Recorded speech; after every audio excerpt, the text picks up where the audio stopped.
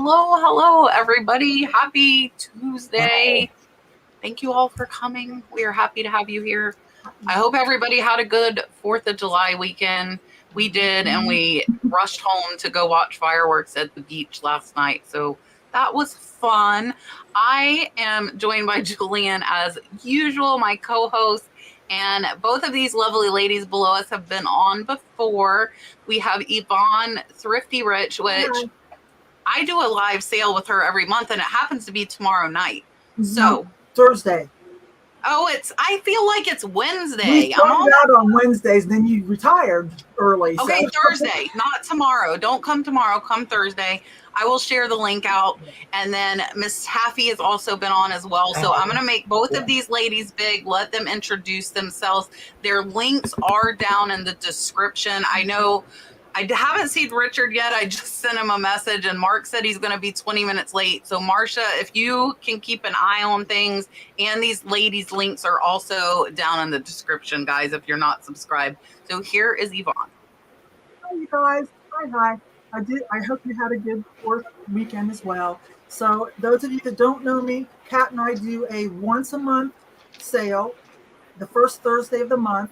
This month it falls on the 7th. It's already on the docket over on my channel if you want to sometime, hit the reminder bell. But we always have a lot of fun. We always bring good stuff. And let's see. So if you don't know me, I've been doing this for a long time. I started way back in the 80s and 90s with flea markets before the internet and everything. And then my 16-year-old daughter in the 90s told me about eBay. She talked to me to get my first phone and told me about eBay. And so I jumped on that in 2002. But currently I have 2 booths at an antique vendor mall, collector mall. I sell on eBay, Poshmark, and I do have a Whatnot account. Oh, and I sell off of my videos, off my YouTube videos and live sales. So, perfect. Here's Taffy. Hello, everyone, and I hope everyone enjoyed their weekend. I'm Taffy. I'm a part-time reseller. I've been doing it since last year, October. I've been on eBay for a while because prior I had a cell phone store, but I'm mainly focused on electronics, shoes, and I make YouTube videos about it. I go to the Goodwill bins, and in my videos, I just try to inspire and entertain.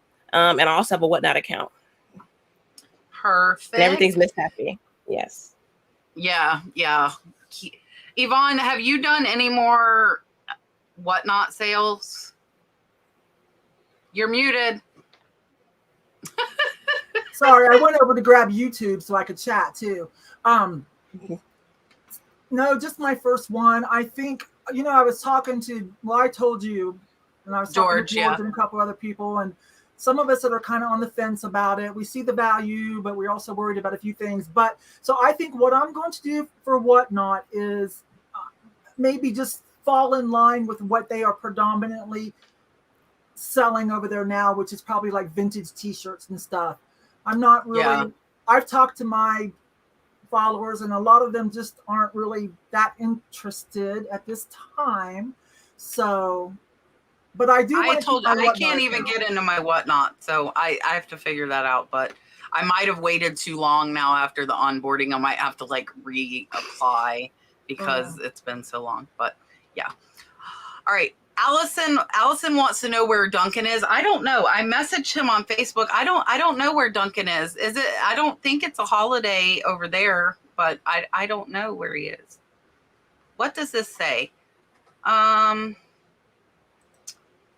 I sold a lift dash lamp on eBay, and the day after it sold on eBay suspended me for selling a government item. Why did eBay allow me to list a restricted item? Yvon, do you want to? Sorry, I was answering Dom. Okay, I'm sorry. So she said she sold a lift dash lamp, and eBay suspended her, saying that she sold a government item, and that she wants to know why they allowed her to list a restricted item. Well, we all have complained quite frequently that there are things, that we can't say the common ones, Velcro, onesie, but yet there's no stopgap. There's nothing in their computer system that says, I'm sorry, to warn us. And a lot of times we don't find out till we get these bureaus or these complaints, that maybe even a suspension. But as far as that item, I have no idea I don't see why a lift dash lamp would be considered a government item unless Lyft went after it. But like there's no hard stop. Like it sucks.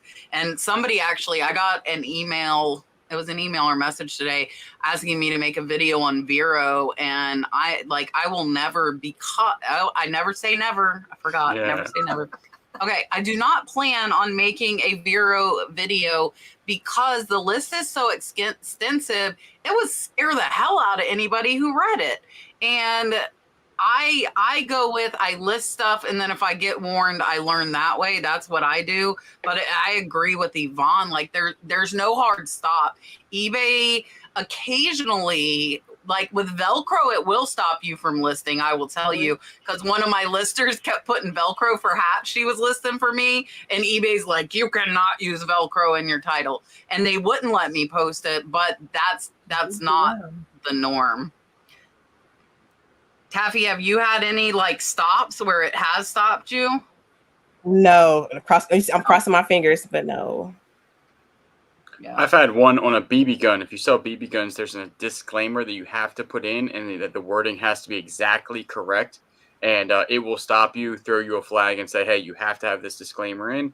And then you just copy and paste that disclaimer in, and you're good to go. So that's the funny thing is they can set up things that can stop. They just don't. I mean, because and it'll stop you. You cannot send it international, obviously. You can't have GSP on for any type of BB Yeah, gun. it'll stop you for perfume. I know it won't let you put on international for perfume or for knives.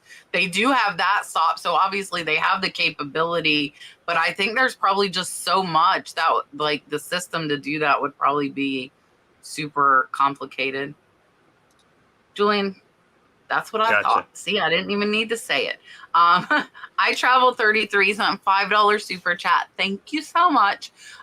Thank you for the high dollar t-shirt video. I found one of the Harley 3D single stitch from 1986 and listed it today. That is awesome. I had somebody say she had one. It wasn't selling as high as the ones I showed, but that I've never found a 3D emblem. So now I know, like, when everybody asks what are like our one we want to find, that might have to be added. All right, here, I haven't made any new super chat things yet. I haven't made it yet. Here's Charlie. Super chat. Miss Allison wants to know, do we ask for a receipt when we go to a yard sale? I don't, but I might write something myself. I don't. I've never asked for a receipt. You know. Sorry. I keep my personal notes though for my records. Yeah, I've only done it once because it was like a lot of money, and I thought it was going to look weird for the IRS. Me just putting in like, hey, $1,500 at the yard sale. They'd be like, what is that for? So I did only one time, and they were cool with it. But I just do what Miss Taffy does, just write little personal notes on my app. Yeah, and I don't either. I would, like in Julian's case, where if I spent, honestly, probably if I spent over $500 at one yard sale, I would probably ask them to write me something. I tend to go to estate sales, which you can get receipts pretty easy, and you can use your business credit card or debit card too, and that way you have more of a paper trail. So I tend to lean towards the estate sale end of things, and that luckily leaves more of a paper trail. Miss Deborah wants to know, if you could only sell in one category, what category would you sell? Oh crap! I would have to narrow it down to a platform. So for me, I'll say eBay. I'll answer for eBay because I sell different things depending on where. So for eBay, I'd probably just stick with clothing if it was eBay. For me, I would say electronics because that's what I'm familiar with. Mine would be all fishing gear, 100% fishing. This is a very hard question for me. And I don't know. I'm like looking around at all the different stuff. But if I wish vintage could be a category. If vintage could be a category, then I would say vintage. if I could only sell one, I probably, with what I've been seeing, I would probably try and do linens to be honest, because they're easy to photograph, easy to list, and easy to ship. I just sold, and it'll be on my what sold video tomorrow. I sold a tablecloth that I paid less than $1 for $32 in less than 12 hours. And I have, look, I'll like, look at this. It's sitting. I found this. I bought this before I quit sourcing. It's like gorgeous handkerchiefs. And I paid $11 for that whole box. And there's a Ranshaw State one in there worth $30. So if I had to pick one, I would probably do that. Luckily, I do not have to pick one. That's why I like reselling. Miss Vicky wants to know, do you use the feature in preferences to require immediate payment? And if you do, why, or why do you not? On eBay? Yeah. I'm sorry. Wow. Okay. I might be embarrassed here. I didn't even know they finally gave us that. When did that happen? Well, you can't, so require immediate payments only for buy it now. And basically it'll put it in their cart and it's not completed until they pay. But if they make an offer and it's an auction, there's no option to do that. Okay. I do all of mine, a few auctions for clear out and just to bring people to my store. But mostly I do best, buy it now, best offer. So I don't know if I've noticed that. I'm so sorry. Let me tell you something. Since I've started live sales on YouTube, I still have sales on eBay, but eBay has kind of like, I got to pick that baby back up. I haven't listed anything new for 3 months. It's hard to multitask. Yeah. That's almost like eBay and Amazon. Like I had to pick between the two. Okay, for myself, I do click require payment immediately because I'm not a large company and I can't have you have it send in your cart and then someone else may want it and I miss out on that sale. So I require immediate payments. Could I ask a question about that?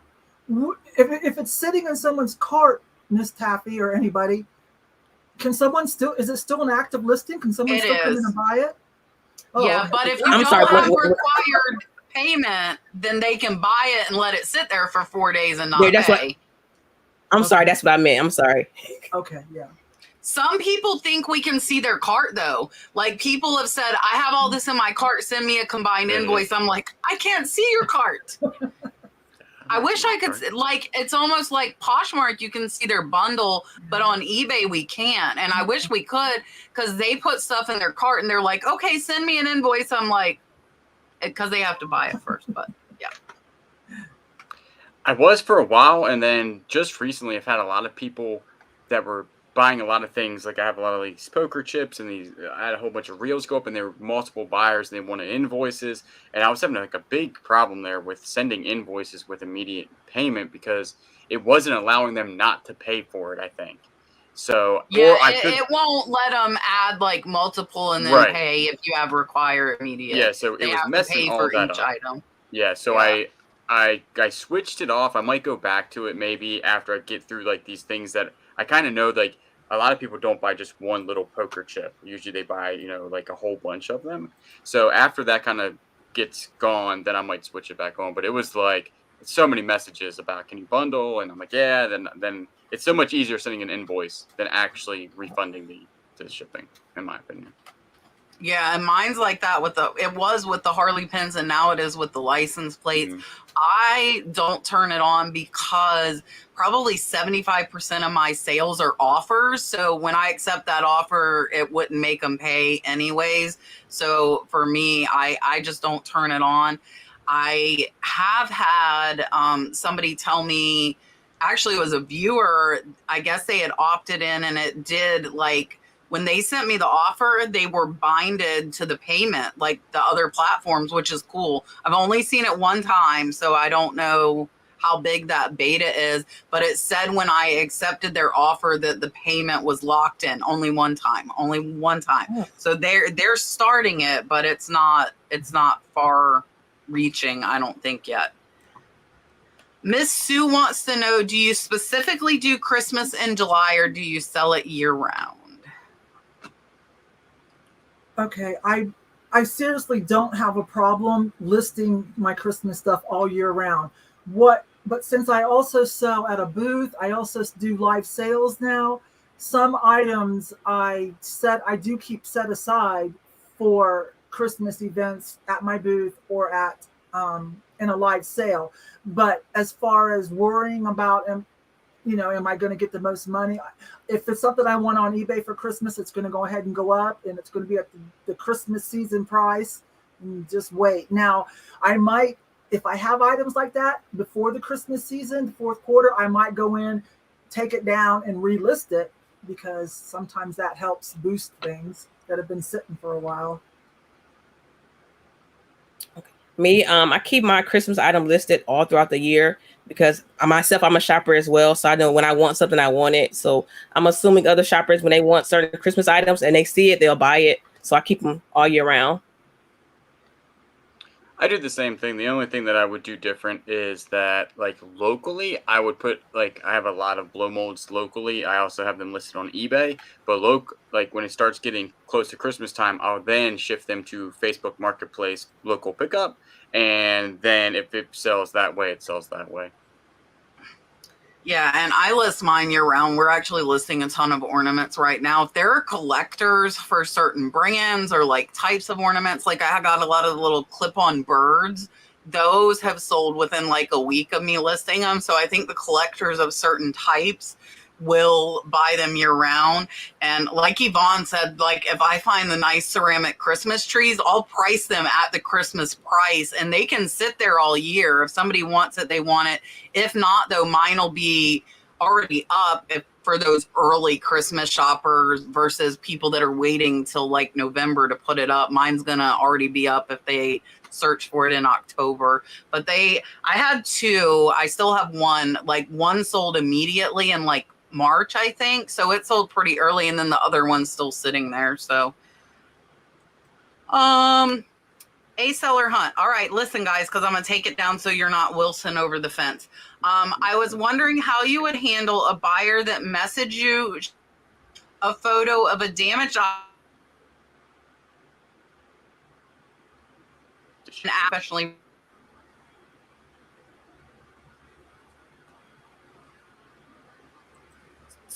Sorry. So what I'm getting from that is that they're saying somebody bought it, said they got the shoe damaged, and they're asking for the money back. Oh, that's kind of a hard one, because I sell a lot of glass and stuff, and I always wonder if people have bought something, which it doesn't happen a lot. I don't want to scare anybody new. I hardly get returns. It doesn't happen a lot. But sometimes you do wonder, like, well, did they have one that had a chip or a crack, and so they're going to buy yours, and then they're going to show a picture of theirs and be like, hey, this came in with a hairline crack. But on a shoe, sometimes we do miss things. It depends, like if it was in the sole, I don't know. I would probably work with that. I would probably work with it. Maybe check if you can have the ability to check their eBay and like look at their feedback. Well, that doesn't really matter, does it? I don't know. If they because sellers can't leave bad feedback for buyers anymore. If they seem like they're a long time buyer, they haven't gotten kicked off of eBay for shenanigans. They've been there a long time. I'd probably work with them on that. Okay. Me personally, I thoroughly check the shoe before I ship them. So it depends on where the damage is. I may ask them to ship it back, but if it's something small, minor, I'll work with them. Would you give them half back though? No, I'll talk to them, but probably not half, because I think it's a lot of, I don't want to say scammers, but some people will try to pull a fast one on you, Yeah. Yeah, because professionally done, that means the shoe has to be pretty expensive, which means that I probably check this shoe pretty good, because my expensive shoes I check more thoroughly than like a shoe. I know it sounds terrible, but more like if I'm putting a shoe up for $20, I ain't really checking. I'm like, ooh, bend it, good to go. But if I'm putting something up that can be professionally, like, done I again. sold like Gucci loafers. Yeah, I've checked it. Yeah, they needed professional repair though. I listed them needing professional repair. I would almost, if they're that expensive, I think that I would want them back. I would be like, you know what? Let me just send them back to me. I'll get them repaired, and then we can go from there. Because I'm guessing these shoes are expensive. Now, if they're not expensive, and like I had a pair of Danskos one time, and the lady was like, listen, these are like messed up. And I was like, shh, you can have them. because they were. I did not check the soles as good as I could or should have. So I don't know. Case by case there, but if they're super expensive, I'm probably going to want them back. Correct. Yeah, I would probably tend towards asking for them back as well. And with the thought, like Taffy said, like that somebody's trying to get, a fast one over on me and get a partial refund. I probably 2 years ago started going with like no partials unless it was clearly my fault. So if they could show me, and I had a pair of Nike Shocks that I had listed at $300. They're rare Nike Shock. A collector messaged me and said, hey, they always crack right where the sole meets the middle of the shoe. They said, could you please double check? I went and checked, and sure enough, they were cracked exactly where that collector told me. So like I lowered them down to $63 instead of $300. And I told them, I'm like, no, thank you, because I didn't notice it, but a collector knows exactly where the weak spots are. Like that guy knew to ask me before he paid for them, because I counter offered him. Like he sent me, I think, $100 offer, but I'm glad I didn't accept it because he would have been pissed because they had that crack there. So if it was something I missed and they could really show me, then I would probably work with them. And because I wouldn't want them back if they were willing to keep them and they do have damage. But again, what shoes do you like? What shoes do you bring to have professionally repaired? Expensive. Right. I'm going to go ahead and answer this one because it's pretty straightforward. Can you use bulk editing to turn on promoted listings? And if so, would you have to enter them individually? Allison, you can use bulk edit to turn them on. You can start a promoted listings campaign. You don't have to do them individual. You could do all 1%, 2%, 5%, whatever percent you wanted, or you could do them all at trending rate, or you can do trending -1, trending +1. So there's a bunch of options, but you can do it on all of them at one time. You do not have to go like one by one. Tommy Z wants to know, are the rumors true? Kat versus Yvon on Thrift Battle. They are true. Yvon and myself are both in the top 4 of Dom Primetime Treasures Thrift Battle that has been going on for over 2 years now. Over 2 years. I think I had under 100 or under 500 subscribers when I did my first show. And I remember because I was going up against a bigger channel and I was like, oh, I have no hope. And I won. So it is myself and Yvon, and it is T from Auctions for You versus George the Antique Nomad. So there is a chance it will be, not a chance, it definitely will be. Oh no, it will be a chance. If George wins his battle, it will be George against myself or Yvon, whoever wins. And our battle is in like 2 or 3 weeks, right, Yvon? July 13th. I'm ready, but so I know this is going to be my hardest one yet. In a week. I haven't been sourcing for a month, if that makes you feel better, so I have to use what I've got. Girl. I always have good stuff. I have worked so hard with the goal, me and George. You guys know I love George. Me and George at the top. And I will work hard to make sure it's not her and George. There you go. I don't know what's going to happen, but I love Kat either way.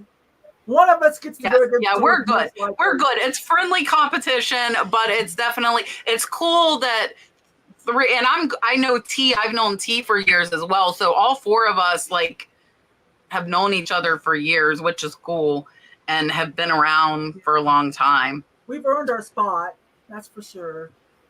Yeah, a lot of battles, a lot of close battles. I had a lot go to the end.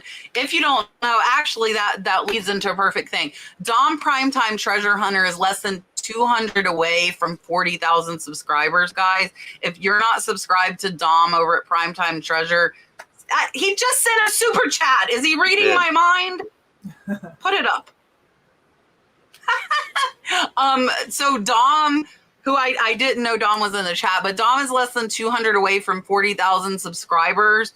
There is his name for YouTube, guys. If you're not subscribed, definitely do it. Yvon and I will be on in a little over a week for our Dom said he's looking forward to it. I am too.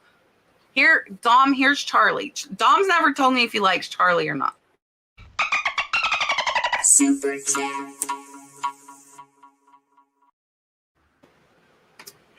April is asking, I wish I could figure out how to set this up where it didn't hide you guys.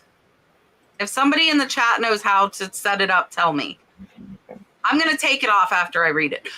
April said, I'm just starting my reselling business. Can you sell products on eBay that contain gel packs with them that you have to use, that you use to heat or freeze?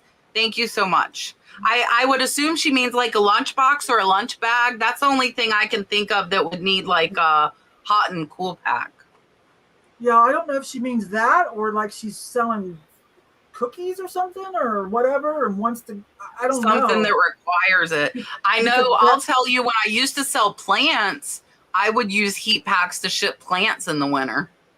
I think that's more of a keep an eye on what the post office, how the post office wants you to handle something like that. I don't know about eBay, but the post office might have, do it this way. Sorry, just had to throw that up. Sandra's asking, on average, how many items do you list daily and how many hours do you work on eBay? Well, my eBay has not had a new listing except for I took a bunch of my high-end glass, I took it down and relisted them and it worked. I want to tell you that, by the way, it worked. As soon as I did that, the next day I sold a big piece of glass. So I just wanted to refresh them because, now, what was it, 3 or 4 years ago, eBay just automatically rolls over our fixed price listings for us. Yeah. And so I took some of them and just on my phone, I took them down, put them back up. But I haven't listed anything new for about 3 months, but typically I would try to list at least a few a day. I still have sales trickling in, but I normally keep about 300 to 500 items on eBay, and now I'm down to like 120. But I'll clear a space for it sometime soon. I got a bunch of clothing. So maybe Miss Taffy can answer that better. See, I've been leaning more towards Facebook Marketplace, to be honest, but I would say like 5 a week on eBay, but Facebook Marketplace, I would say like 5 a day. I do anywhere between 10 to 40. It all depends on exactly what I'm doing that day. And it depends on how heavy I am into like editing film. Like today, not a lot because today was a YouTube day.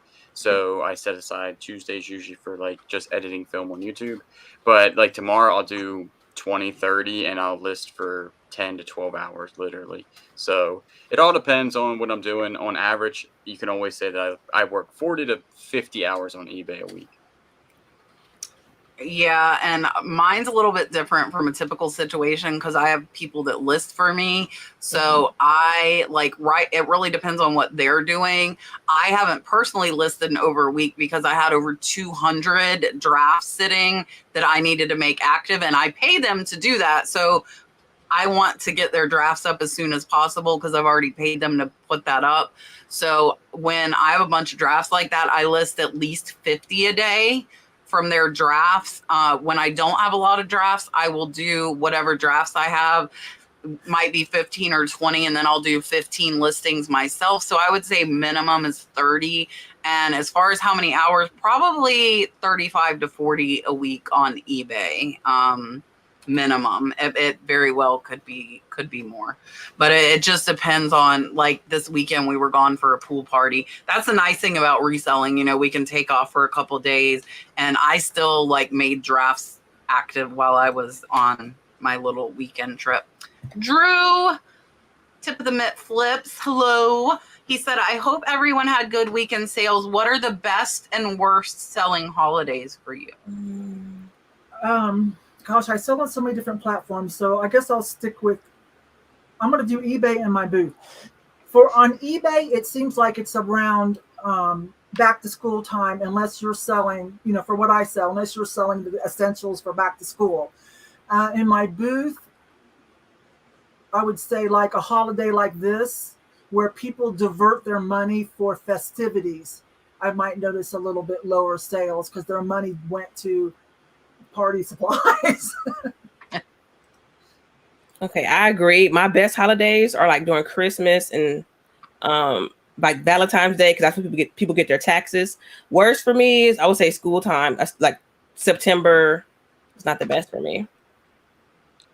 I had horrible sales this weekend, and today was today I did more money than I did almost for the last 2 days on eBay. So July 4th might go down in the book as my worst holiday.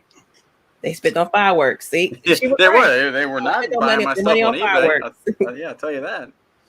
No, yeah, I did horrible. Saturday and Sunday were the slowest days I've had in a long time. I did under $100 one day, and then I did 120 another. But luckily, Friday I did over 800, so that saved me for kind of the weekend. And then yesterday we were back at our average, like $330. I think we average anywhere from $350 to $500 a day in eBay sales. I don't really I typically stay pretty even keel. Like I noticed this, and I've noticed pretty much every holiday, if you think people are like visiting and doing things, you know, it goes down because they aren't browsing. But I haven't noticed a good one that like has really picked up for me. Miss Emily said she loves Miss Taffy. Hi, Jimmy. Jimmy, are you going to FlipCon? You need to tell me. Miss Cheryl says, has anyone tried selling on Kitizen? And if so, what are the pros and the cons? No, I have not. No, me either. No, I have not. No. I have not. I'm looking here. Hold on. So in 3 weeks, we will have Scott, Cha-Ching King, and Ginger Marvin, Kathy, and Chris on. I know for a fact Kathy and Chris, Ginger Marvin sell on Kitizen, so that might be a good channel to check out, Cheryl. I'm not sure if they still are. I know they were like a year ago, but they are going to be on with us here in a few weeks. I don't do a lot of kids' clothes, and that's because I learned that it was really hard to get money for them. So I've like went with just like donating them to someone who needs them as far as Dalton's clothes go. And I don't tend to pick up kids' clothes when I'm outsourcing. I did, and I didn't look them up because I didn't have signal. Like I saw like baby Jordans at Goodwill for like $15. And I almost wonder, I bet some of those, Taffy, you might be able to tell me, are there some like baby Jordans that would be worth paying $15 for? Yes, like the ones, certain models, yes. See, and I had no signal in there because I was like, I looked at them because a little baby Jordan, they aren't putting wear on it, so they were like in great condition, but I didn't. That is something that I definitely would look it up. But other than that, I give away my kids' clothes. Yeah. I'm scrolling. Oh, I see Leroy here. Leroy, you never messaged me. I told Leroy I'd get him scheduled again, Julian, and he didn't message me. What? I told him. Leroy, you better message me. Can't say it's me. Hold on, I'm scrolling. All right, this question's coming from Miss Gina watching on Facebook. So hello to all our Facebook watchers too. Gina said, do you feel having a store is a better way to attract buyers? I have approximately 200 items on Buy It Now. I don't know if buyers even care about that or know how to look and decide that. What I do think is that you reach a certain point on how much inventory you have listed or want to list.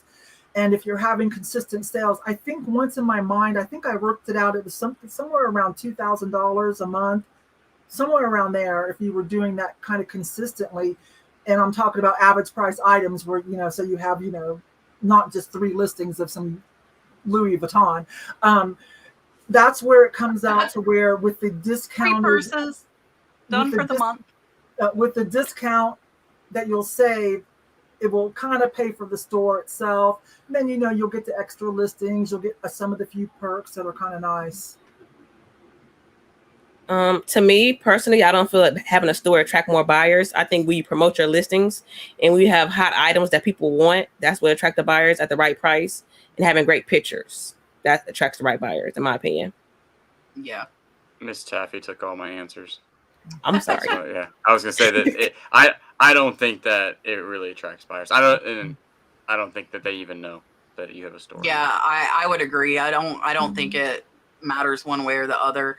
I tell everybody after you hit like that $250 that you get for free, I would consider a store because it'll save you money because you won't have to pay the insertion fees. So I would look at it for that, but not. I wouldn't look at it to attract buyers because I don't think it really matters. Speaking of Mr. Lee, let's sweat and sell.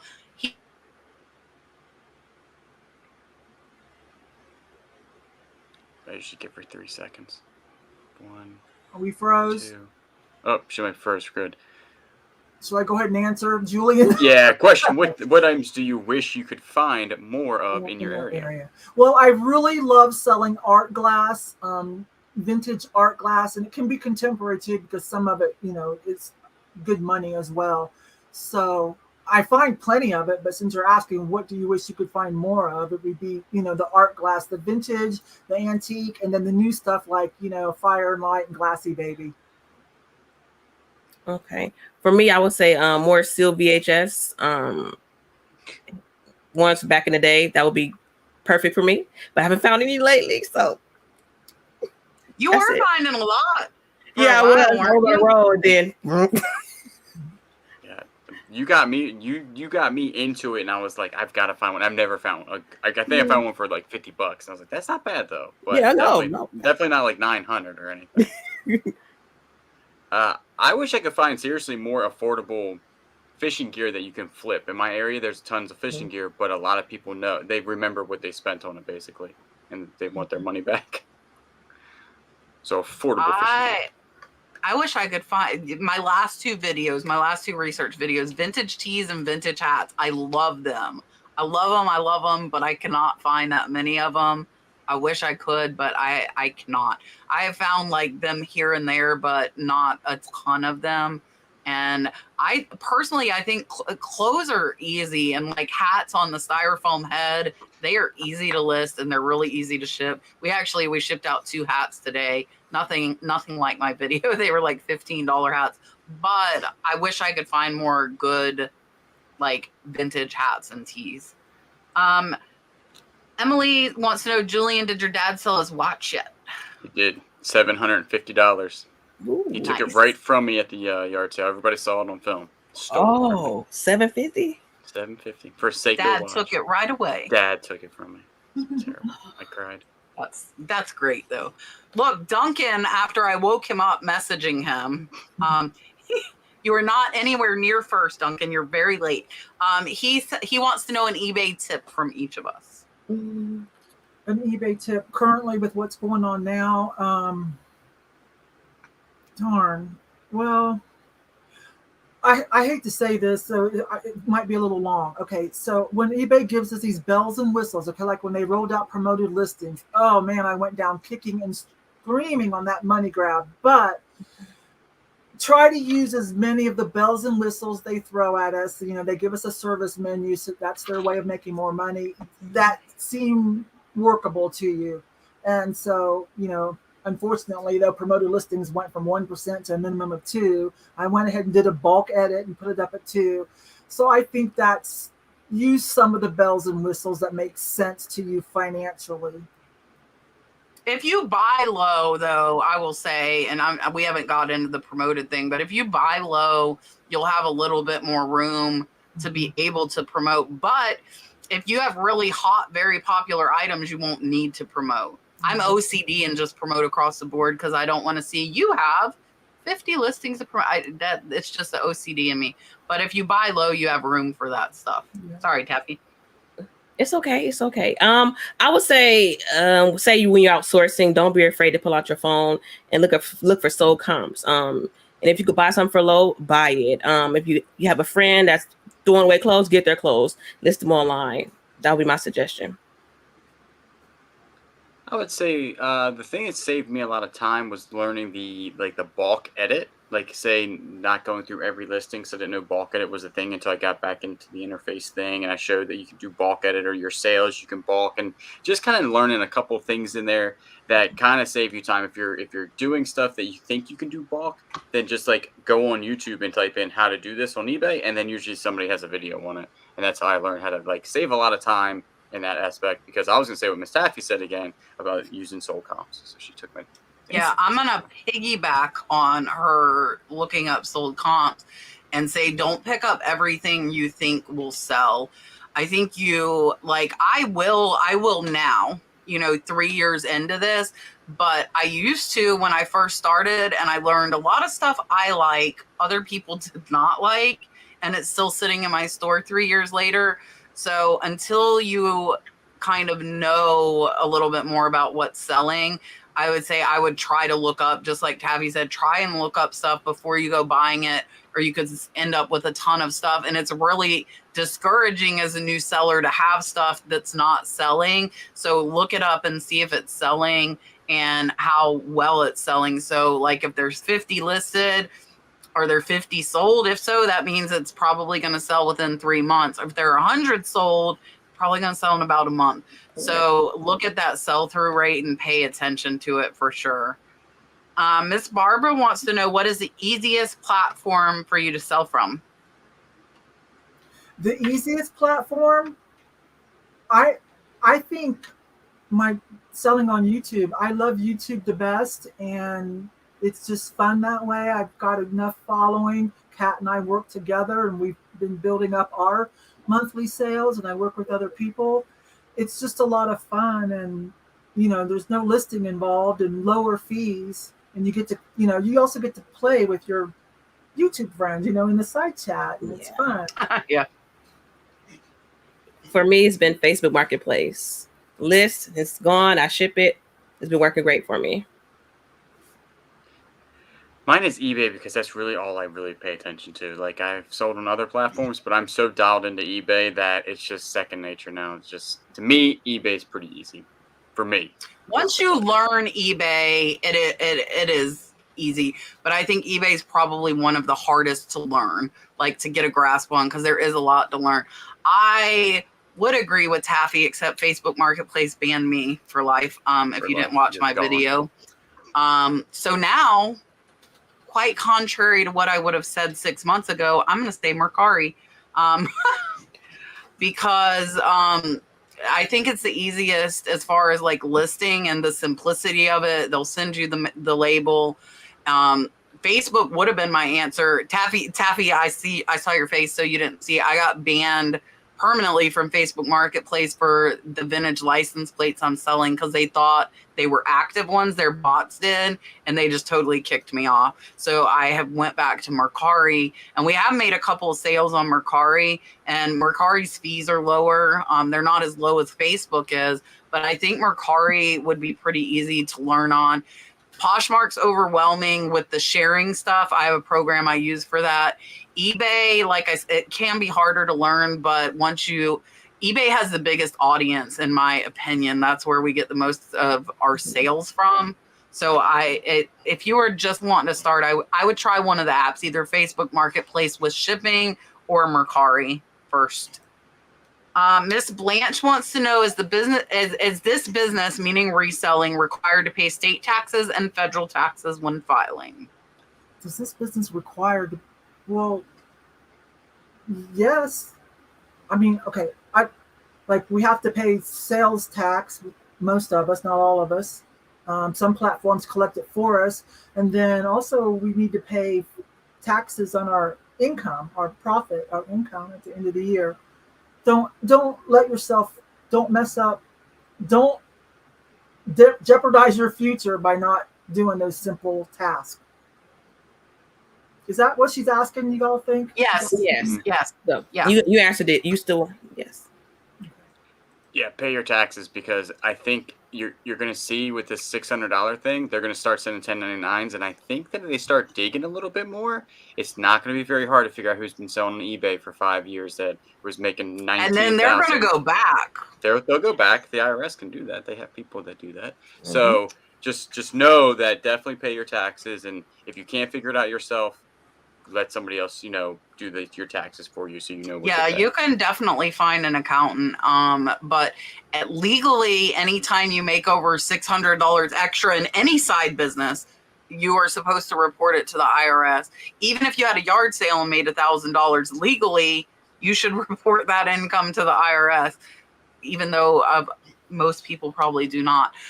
So I would say yes. I started paying my accountant when I started having about $2,000 a month in regular sales because I did not want to mess with the government, and I knew I hated paperwork and I hate the tax thing. So I pay my accountant. He does my monthly bookkeeping, and then I pay him again for my annual return. And I think it's a good investment if you don't understand it. I don't want to understand. I probably could understand it, but I don't want to understand it. So I think if you know that, then find one. I pay quite a bit because I have a lot going on, but I think it would probably be pretty reasonable if you were only doing like one platform to get somebody to do your bookkeeping for you. Junk Monkey wants to know, have any of us noticed when receiving an offer, there is now occasionally a thing that said the buyer has entered the payment option and you will be paid immediately?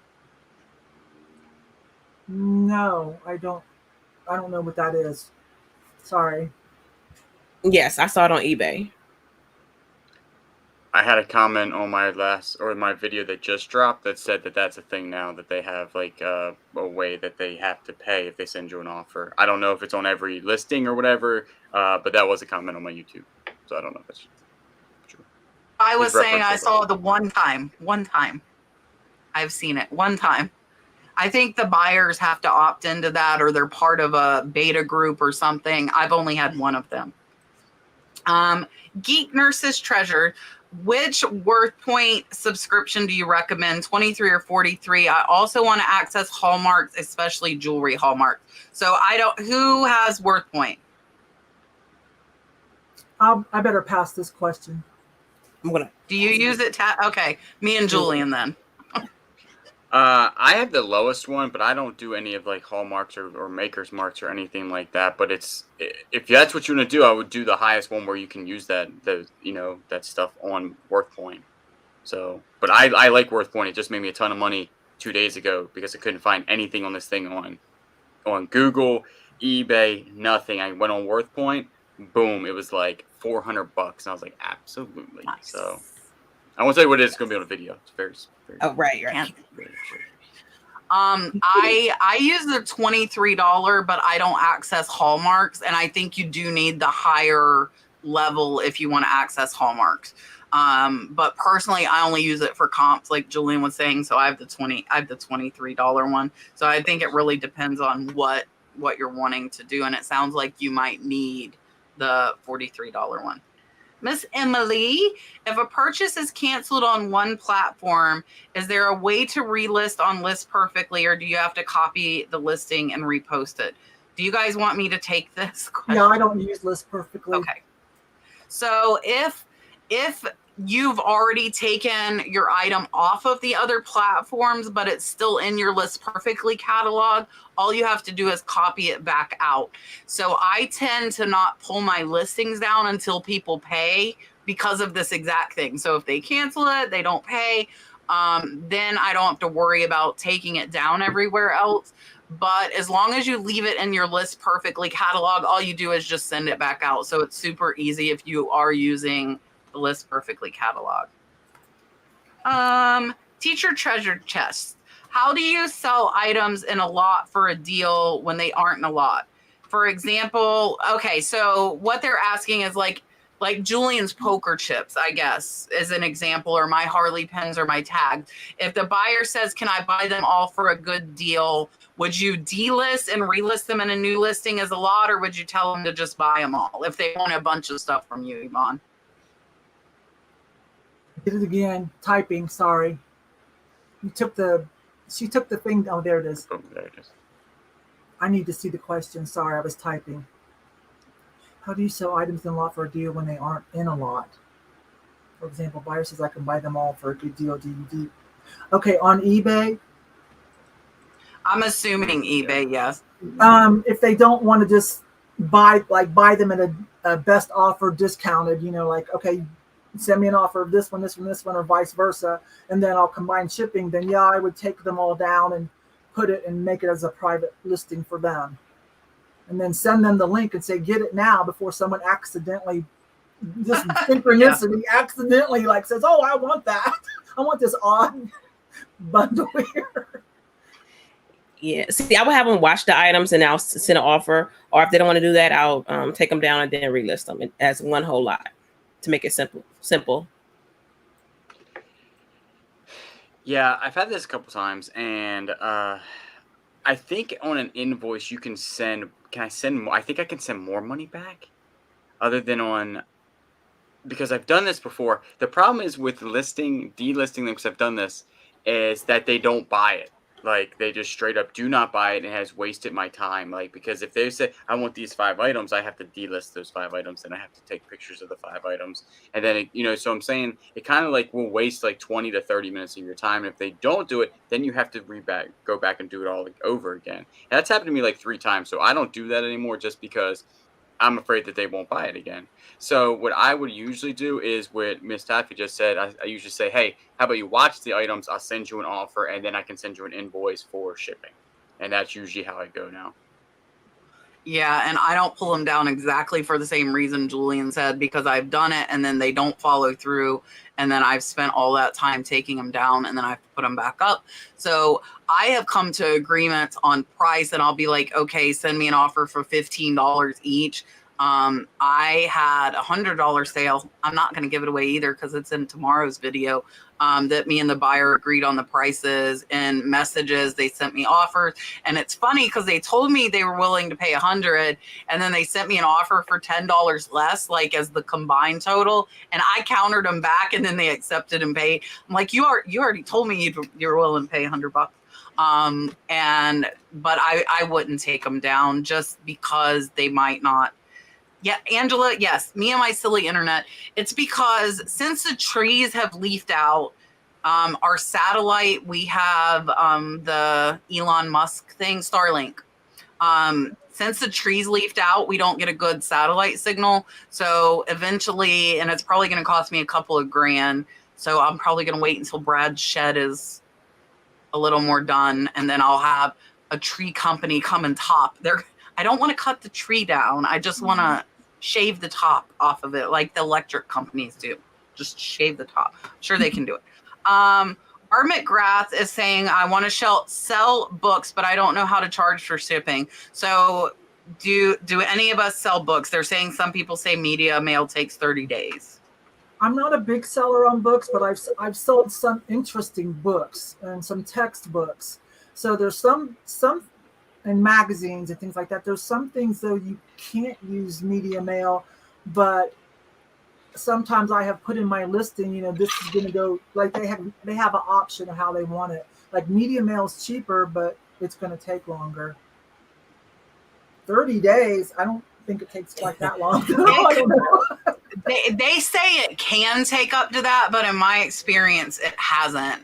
Maybe Christmas, but I was gonna say I would put media mail, but I would also add like first class or priority. Most books are heavy.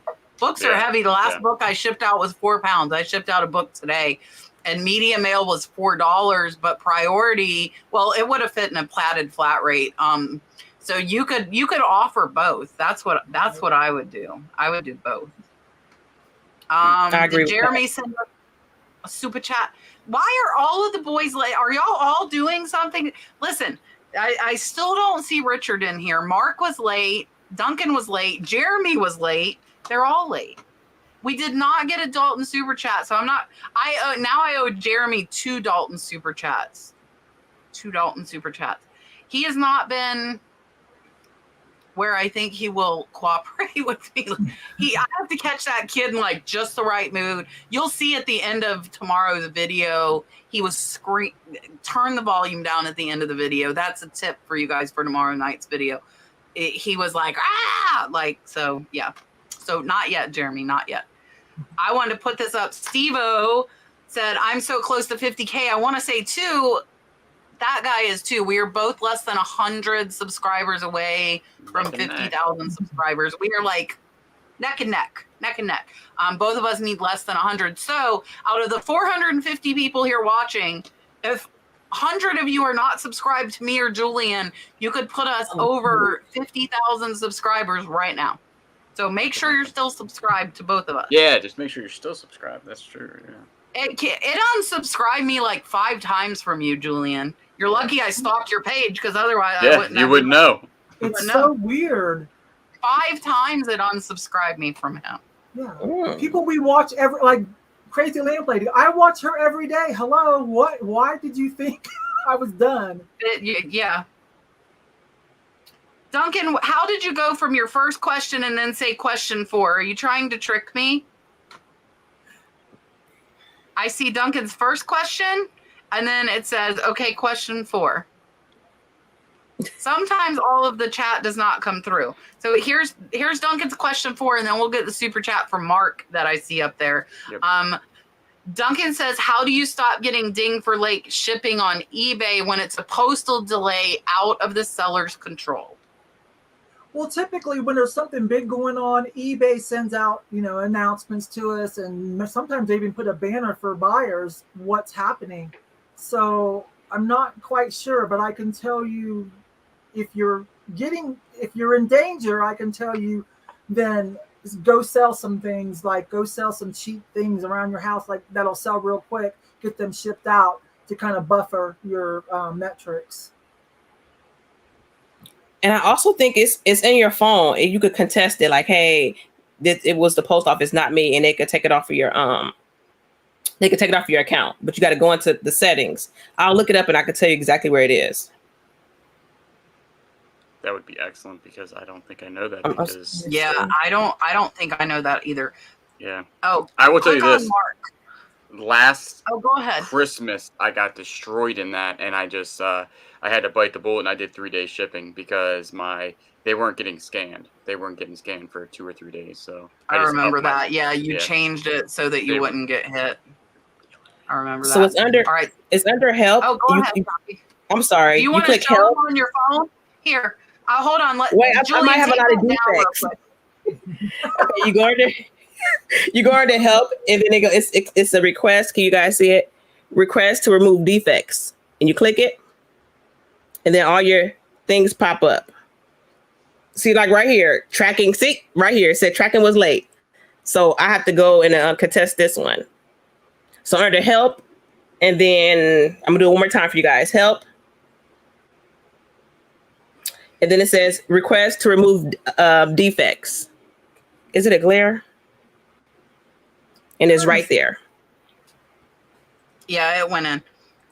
Yeah, so I didn't even know that. Mine, I have such volume that if I get dinged on a few, it doesn't hurt me. So I'm lucky in that respect. Like we had 40 go out on eBay today. And our post office is pretty darn good at scanning. Now everybody, Julian, put Mark back up. Now we're all looking. I was doing it. I had a defect, and it said late delivery. Yes. 90 days to remove it. 90 days. Yeah. Hold on. I'm looking too. Help. I sent the request. Well, I'm looking now too. Mark, it's okay. Y'all are allowed to be late. It's all right. Mark let me know. Richard is probably in his pool right now, enjoying his pool or in his grape vineyard somewhere. It's nice weather, and he's got Drop Flips has his own vineyard that I think is going to be producing next year, and he has a beautiful in-ground pool that looks very inviting. All right, here's your Charlie, Mark. Super chat. Oh, I had a question. Oh, Duncan, yes, you can message me and I'll invoice you a late fee for being late to the show. You're the only one that's not allowed to be late. Teresa wants to know, this is a funny question for me. Have you ever bought an item that you just never listed? Have you ever bought? I bought an item that it took me a long time to finally list it. Have you bought an item you're holding to use against Kat in the thrift battle that you haven't listed? Because I'm usually like, saving it for something. Called her out, y'all. I had to call her out.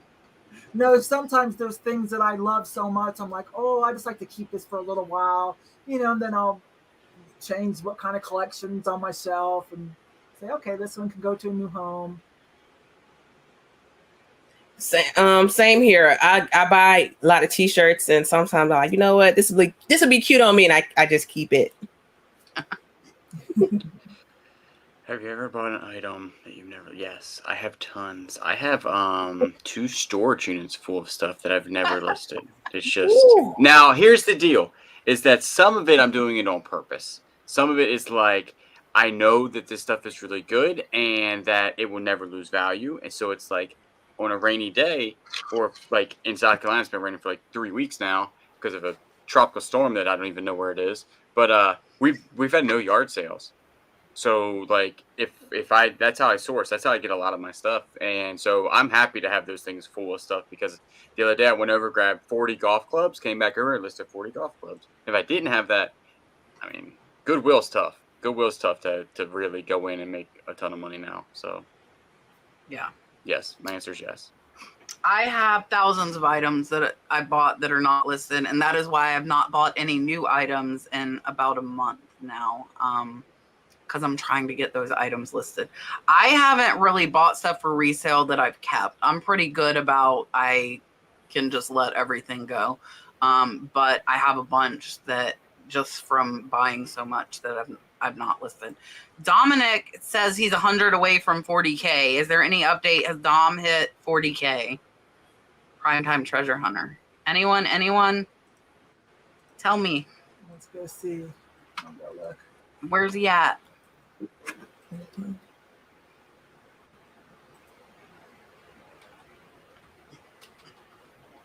I am going to throw this up while we're looking to see where Dom's at. 39.9. Oh.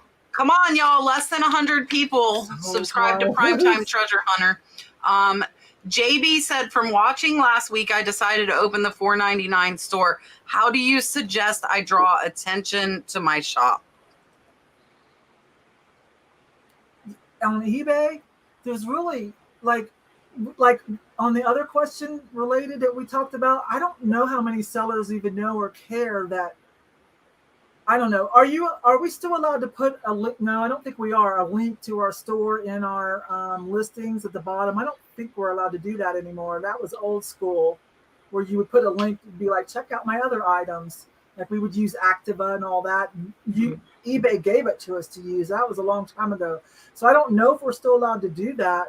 Other than that, just have, like for me, how I use my auctions is to run low price stuff through, stuff maybe at the bins, because what happens then when they go to look at it, you know, they might notice I'm going to get a carousel. I don't know where it's going to be, but one of the carousels will be my other items. So that's the only thing I know. Maybe they know something.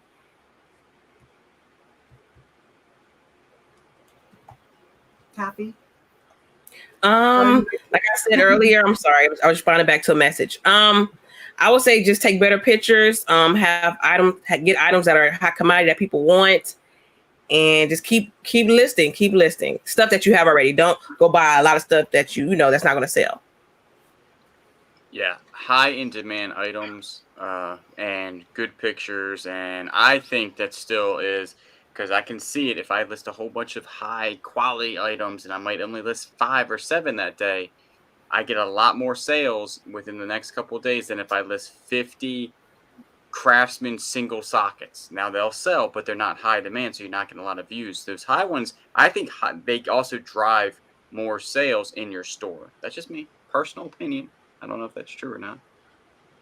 Yeah, no, I agree. I think Taffy hit the nail on the head. Like, you have to have high in demand items. You have to have good pictures. You have to have good titles. Like, a lot of people assume like that our YouTube is drawing people, but that I do not believe that, at least not in my case. Like, I had 2 sales out of 40 today that were to viewers, just to give an example. So that's less than 0.5% of my sales. So finding those higher in demand, I think auctions sometimes can too. Like, if you have a high in demand and you put that auction up, I think having the auction up might bring in more sales. And I find that accepting offers, if I'm having a slow sales day and I accept an offer, it tends to bring more sales. So if I'm having a slow day, I'm more likely to accept a lower offer than I would if I was having a good sales day, just to try and hopefully kick the algorithm into sending more people my way. Melody says my solds aren't getting removed from my active list. I have to remove them as not available for sale. Is this normal? I'm going to go ahead and grab it. I think there is a setting that you can put to like make out of stock. And that means like instead of your items showing as sold, they show as 0 available. So I would try and Google and try and figure out how to find that setting. That's the only thing I can think of that would make that happen. Me too. I don't know.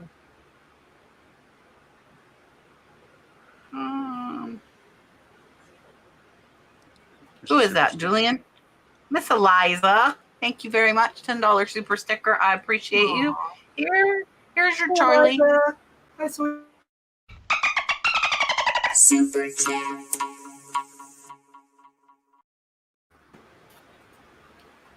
Oh my gosh. Patty, this is horrible. Patty said her cat got in her eBay room and sprayed on a brand new bottle of bubble wrap. I think I would throw it away. What do you guys? I don't think I would hose it down.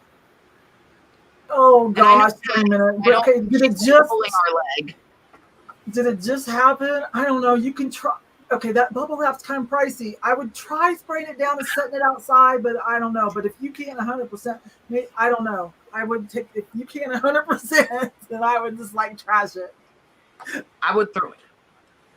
Yeah, I would just take it as a loss on my taxes and throw it away. Yep, I would go out there and I would just pop all the bubbles myself and just be like, I'm tired of this thing. No, I would throw it out because if you can't get that smell out of it, it's done. It's done. So yeah, and you're gonna get bad feedback and all kinds of other stuff. I don't think I would chance it. Nope. I'm gonna let Taffy take this because Taffy's the main one as far as Facebook now. How often do you renew your items on Facebook? So basically, I made it a pattern. So every Friday, I go through my listings. If it's one that needs to be renewed, I renew it then. So I just made it a pattern. I'll say weekly then. Okay. Runaway Life is wanting to know if any of us sell on Cherish. No, but I'm willing to look into it because when I'm doing comps on some of the like higher end pieces that I have, I noticed that for some reason, now I don't know how to look at solds on Cherish yet, or if we're even able to, but I noticed like like I've got some tables. Everybody on eBay is selling them for about $250 to $300. Cherish, she wants $600. So I'm just wondering, does that really work? Because the rumor is higher end designers love Cherish. It's designers that are using other people's money. Yeah. So I'm very willing. That is a platform I'm very willing to investigate and possibly add. Yeah. I don't think any of the rest of us do. Yeah. Kathy is asking how does one know what to sell when? So I think she means like the seasonal items. As far as eBay, I don't worry about that rule too much at all. Like especially like even on clothing, I don't worry about listing a swimming suit in Christmas because it's warm somewhere if someone's going on vacation, and the stores don't have a swimming suit out right now, but eBay does. We've got swimming suits for you.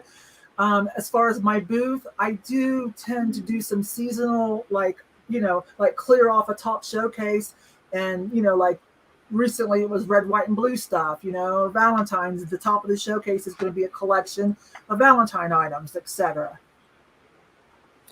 Okay.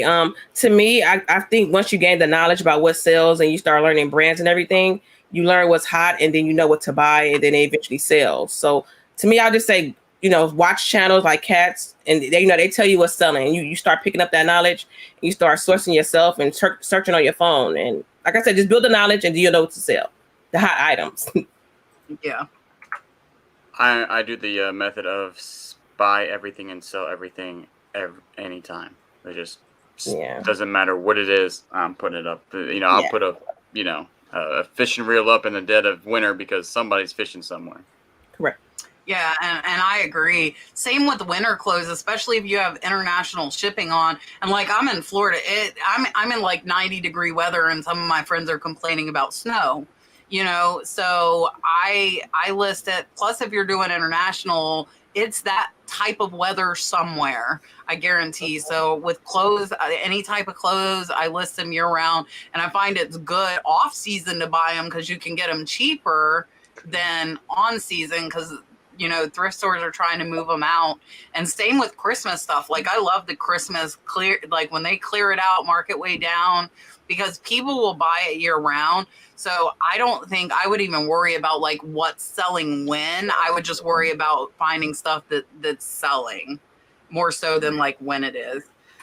Comment in the sky. Has anyone had slower sales on eBay the past few weeks? It was a little bit slower, I think, the last few days before this weekend. We kind of talked about that earlier. Holiday celebrations such as this, a lot of money will get diverted to party supplies, fireworks, alcohol, food, whatever. All of the and I think above. that happened. Some people come in late because they stayed up too late last night partying, so they're late to our show, things like that. I agree. It's been slow for my eBay as well. Yeah, I mean, it was for like 2 days, but then it goes back up, and a lot of that has to do with myself. Like, I didn't also list because it was the holidays. So was it because people were buying, or is it because I didn't list and I was out doing stuff for the last 2 or 3 days? So it all depends. I think there's slow times, fast times, but a lot of it just control what you can control, which is listing and getting good items and doing your thing, and the sales will come in. Yeah, I'm down about $400 for the last 7 days. Like, so my average is about 2,500. We do about 10,000 a month, and I'm at 2,100. So it has been a little bit slower. My month looks like it's way lower. So last week I was way up, but since my $3,000 purse sales have fell off my 30-day, and now I'm down by 46% because I didn't sell $3,000 purses this month. But that kind of threw my numbers off. But I'm a little bit lower. But I think it's the holiday. Can we provide some examples for identifying scammers? I think mainly for the newer resellers. Some example. I just don't get a lot. I'd say some of the obvious is they're going to try to take it off of eBay. The address is a little weird, but that's usually you don't know that till later. I'm going to pass this. I just don't get a lot of that. My friend just had one. Basically, she was selling some designer handbag online, and she just created her account. And then after the person bought it, they asked her to send more pictures via email. She sent the pictures via email. Then they said, hey, well, just send me the total via email, and I pay like a different kind of way. Let me know what form of payment works best for you outside of eBay. So that's a number one ding ding right there. Yeah, anytime they try to do something outside of eBay is a big red flag. Yeah. Switching their shipping address if they want to ship it to someplace else, but their shipping address is actually on eBay. Don't do any of that. Now, I've done that for golf clubs. Somebody says they're in Florida. I don't do that for any type of high end. These are $10 golf clubs, and we message. But the biggest thing is having them taking it off of the eBay platform. And do not contact them outside of eBay. That's all against the rules. So just stay with eBay. Yeah, and another one is they will offer you more than your asking price on a best offer, and then be like, oh, can you buy me a gift card to go with this? Yeah. It's a gift. So everything everybody says, and then offering more. I just want to comment on this from Miss Deborah. She's saying, as one who does not have a store, you can only sell 10 items or 500 a month. That is not true. That is a new seller limitation, but some new sellers, especially those who have been eBay buyers prior to selling, get a 250 item limit when they first start. But I have heard of some people having as low as 5 items. So they can be real strict. So you list your 10. It has nothing to do with if you have a store or not. It's just because you're a new seller and they want you to prove that you're not trying to scam people. And every 30 days you can ask for an increase in that, or they will automatically give it if they see that you're shipping on time, you're getting feedback. But that and the store have no correlation, just an FYI. Miss Kelly wants to know, can you put your entire eBay store on sale on the app on your phone, or do you have to use a computer? I will tell you have to use a computer. That is one of the few things you cannot put your eBay store on sale from the app. Oh, go ahead, Yvonne. If you know a trick, No. tell us. Well, and I've said this, I think it was on your show last time I was on. Somebody asked a similar question. Okay, but Kat's right. You can't do it on the app on your phone, but you can use your phone, and take The a deep browser? breath, buckle up, and go to your browser and log in to the full site, and then buckle up, Buttercup, because it's just a chore. But you can do that on your iPad or your phone or whatever. But You better not zoom to the in full site. really big. I wouldn't be able to see that. It's a pain because you can't hardly see. You might make a mistake. I probably would rather not. I don't put my store on 50% sale when I meant 5. So. Raining Retro, North Carolina. What do you keep buying even though it doesn't sell great? I got this one. Those of you that watch my videos, you already know. You can probably tell everybody. I am buying I do little collections for fun, just to have fun. I'm doing Yvon critters. We all know at the current moment, Yvon critters don't sell for crap. Not at the moment, not ever, Yvonne, not ever. That's my hedge fund, and people are sending them to me. I've got quite a lovely collection. And then the other thing is safety pin art. It's getting out of hand too. Little safety pin, everything. And people have been sending it to me. So I feel like that's underappreciated folk art. But anyway, so the answer is yes. But it's part of my little having fun with my subscribers. We're having fun with it, okay? And I tell them all the time, if anybody new's watching this, please know we're having fun. Don't do this. We make you no money. I'm going to pass to Julian because I try not to buy anything that's not selling great right now because my 10 by 15 storage is at its capacity. I mean, I have something that I buy all the time, and to be honest with you, they don't sell great. They do sell. I mean, eventually they'll sell, and it is single sockets or single wrenches now that are not Snap-on or anything specialty, just like regular crap. They do sell. Don't get me wrong. I push them all the time. Hey, buy them for 10 cents, sell them for $5 to $10. Yeah, but they're going to also take a while to sell. I mean, just they're long tail. They take a long time to sell. But I buy them constantly. I have hundreds and hundreds and hundreds of them. Like tubs full of these sockets and I don't need to buy anymore. Listing. Yeah, but I'll tell you what, you give me a yard sale that has a good deal, I'm buying them all. Yeah. I don't know. I would almost say like the hankies, they do sell, but they take a long time to sell, but they don't take up a ton of space. And typically I get them so cheap, one selling pays for 20 of them. So I'm in the profit really fast when I buy these big lots, like the ones I held up earlier. If I sell 2 of them, the whole box full is paid for. So some of them take longer to sell, but it's 15 times your money typically at least. So I'm okay with that. And I still have room. I can stack a lot of hankies on a shelf, even though we might hate looking. Today, I will tell you, we hated looking through them. We had to look through sacks and sacks for some that sold. It was not fun. It was not fun. I don't know if anybody answered Scrappy Stamper in the chat. I do not know the answer to this. Is bulk edit only if you have a store? Can those of you without a store answer this question? I've had a store so long, somebody's going to have to help. Yeah, hopefully somebody can help. Julian, did you see this question? Andrea wants to know, what is your dad's store name? We'll advertise for him. I'll have to link it. I don't remember. I think it's just his name, which is my name. So, yeah, I'm the 4th, he's the 3rd. So I don't have to link it. Okay, link that for them. I hope somebody got this. Marsha, did you get this?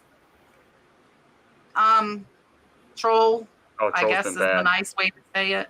Huh? I said trolls have been bad. Yeah, see I'm like, whoa. They're out in force Somebody tonight. said that you can edit without a store. I mean, you can. You can bulk edit. Okay, good. I see people asking other people questions, so I'm having to go by them. Rating Retro, do any of you watch any non-reseller videos to stay on top of trends? I've been watching some home decor and fashion videos. Yes, I do. I watch what I, excuse me, mainly what I watch for new trends is award shows, you know, the MTV award shows, any kind of award shows to see what the stars are wearing because they're the trendsetters, they're the main influencers. I watch all of the high-end fashion shows, like, you know, the big dogs, because those are the trends that are going to trickle down, and the other more moderate fashion houses are going to try to make knockoffs or copies, not illegal, but you know what I mean, copy like the look for us. So yes, I do. To stay on, I don't sell that much of clothing, but I do watch other YouTube videos that are outside of non-reseller. But for trends, no. I watch a ton outside of reselling, and none of it has to do with anything about trending stuff. Yeah, same. Just pure entertainment. I don't have Julian. time to watch much YouTube at all. Like, I don't watch much YouTube at all. I don't have time. I'm like so all over the place anyway. I haven't even been watching my motivation videos that I love so much. I literally have not been watching like anything. I went to Taffy's premiere. I've even been missing George the Antique Nomad's premieres, and I love George's videos. I haven't, like, I've been pushed for time lately. I've been pushed. Mike, I changed my mind. That's my whole I lied video. I don't hate the site. I mean, I'm not overly fond of them, but I am back on there. I made 2 sales. Since I went back on there. So Nice. I'm looking at the replies to the spammers. Patty, I have to put it up. It's my show and I can. So Patty said, "What sex? We're too busy being resold." I just, that's great, Patty. I wish that the spammers would read our replies to them.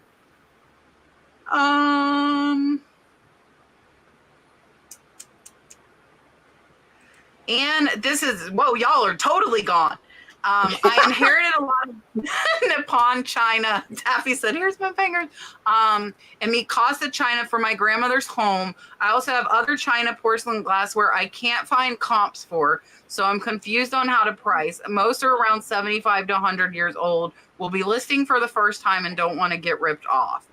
Ooh. So I don't know if we want to give her some kind of tips or words of what we would do. Okay, on the Nippon, you can, I wish if George was here, he could tell you. I can only kind of guide you give you a lead to guide you. On the Nippon stuff, you can help to date it by whether it The says back Japan stamp. or Nippon. So learn about that.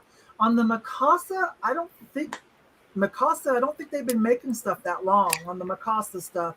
And on the Mikasa, your Nippon's probably going to be the better value. There are a few Mikasa pieces that are kind of trending, and possibly if you have Mikasa that's from the 70 or let's say 80, early 90s, you might want to handle that in a different way because the millennials are now kind of they're kind of moving away from the 50s and 60s. A lot of them are embracing the 80s and 90s stuff. And Mikasa had some pretty cool stuff and some collabs that they did with some more like modern patterns and things. That's all I could think of for now. But I do love to sell both of those items, and you're welcome to hit me up on Instagram if we can talk some more. Yeah, someone's throwing you some information now. Like go teach yourself about that. They're over on Facebook, so they can't see. So go, if you want to switch over to YouTube, the chat is typing out stuff to possibly help you. So maybe jump from Facebook over to the YouTube chat because the Facebook users can't see that. I was just going to say, as far as getting ripped off, I would check Worthpoint for it. But that stuff's only worth what somebody's willing to pay. I've been very, very disappointed with some prices on Nippon, hand-painted, gorgeous pieces, and they we're selling for $10-15, so you might not get what you're expecting to get for it. And a lot of the Nippon hand painted are like one of a kind that I've found, so you might not find that exact one, but I would look on Worthpoint. If you don't want to buy the subscription, they do like 7 days, 7 free lookups. So you could use that to see if you could at least find if you have a certain pattern in Nippon. And I would do that, but I would try and come over into the YouTube chat too if you can. Peanuts plants. On average, how long does it take each item to list on eBay? How long does it take me to list an item on eBay, from taking pictures to everything? I always say from thrifting to dropping off at the post office, every item is no less than 30 minutes. That's what I say. From getting it at the thrift store or whatever to it's on its way. I say calculate loosely 30 minutes.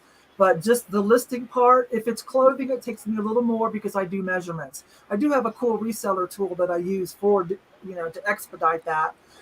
Selling things like, like glass and stuff is a lot quicker. Maybe 15 minutes on clothing, maybe 10 on other items, because I do fill out a lot. But I take the photos on my phone back here and start in there, and I might go tweak them on the computer if I need to. For me, I would say 5 to 10 minutes. I've been listing mainly shoes lately. So I search sold comp, take pictures of every angle, and list it 5-10 minutes per pair of shoes. Yeah, it all depends. Clothing takes me the longest by far, but stuff with barcodes, it really, really depends. But I think 5 to 10 minutes is a good estimate on just kind of a general thing. I mean, I can list something with a barcode, front and back pictures done, and if it's just sitting there, you're talking like what? It's 45 seconds to a minute and it's done. A shirt for me, like a long sleeve 3XL shirt that is too big for like where I do my shirts. It's gonna take me like 20 minutes because now I gotta go lay it somewhere or hang it up, and it's just gonna take me a long time, and I'm already annoyed with thinking about that I have to do that. So stuff like that never gets listed anyway. So, but yeah, it really depends. Like my lovely hankies that I love listing, I could list this in less than a minute. I could list 60 of these in an hour, and that's pictures, that's editing, that's everything in a minute. I would say be very, very careful when you're listing. Look at the amount of time you're spending to the price that you're getting, because you don't want to take a half an hour or longer for a $10 item. So I would make sure you have stuff that's up there in value if it's going to take you that long. DVDs the same way. I can list at least 50 in an hour. I only make $5 a piece on them, but I list 50 in an hour. That's $250 in an hour in profit. So and you're gonna get faster. If you're newer, it's gonna take you longer than it takes us. We've been doing it a long time. I can pop them out. I don't do any descriptions at all unless there's a flaw. I sell over $10,000 a month. It might hurt my sales, but it's not hurting them bad enough to make me want to do descriptions. So I only do a description if there's a flaw. Otherwise, my title is my description. And I use Photo Room to edit my pictures because it'll do 50 photos at one time. And I edit every single photo, and I can do it all that fast. And with the hankies, it's easy because I can sell similar off my own, and I'm just changing, whatever characteristics they have. And I take a picture of them with the tape measure, so I don't have to type in like how big it is. And I'm like, okay, see the last picture with the tape measure. And then that way.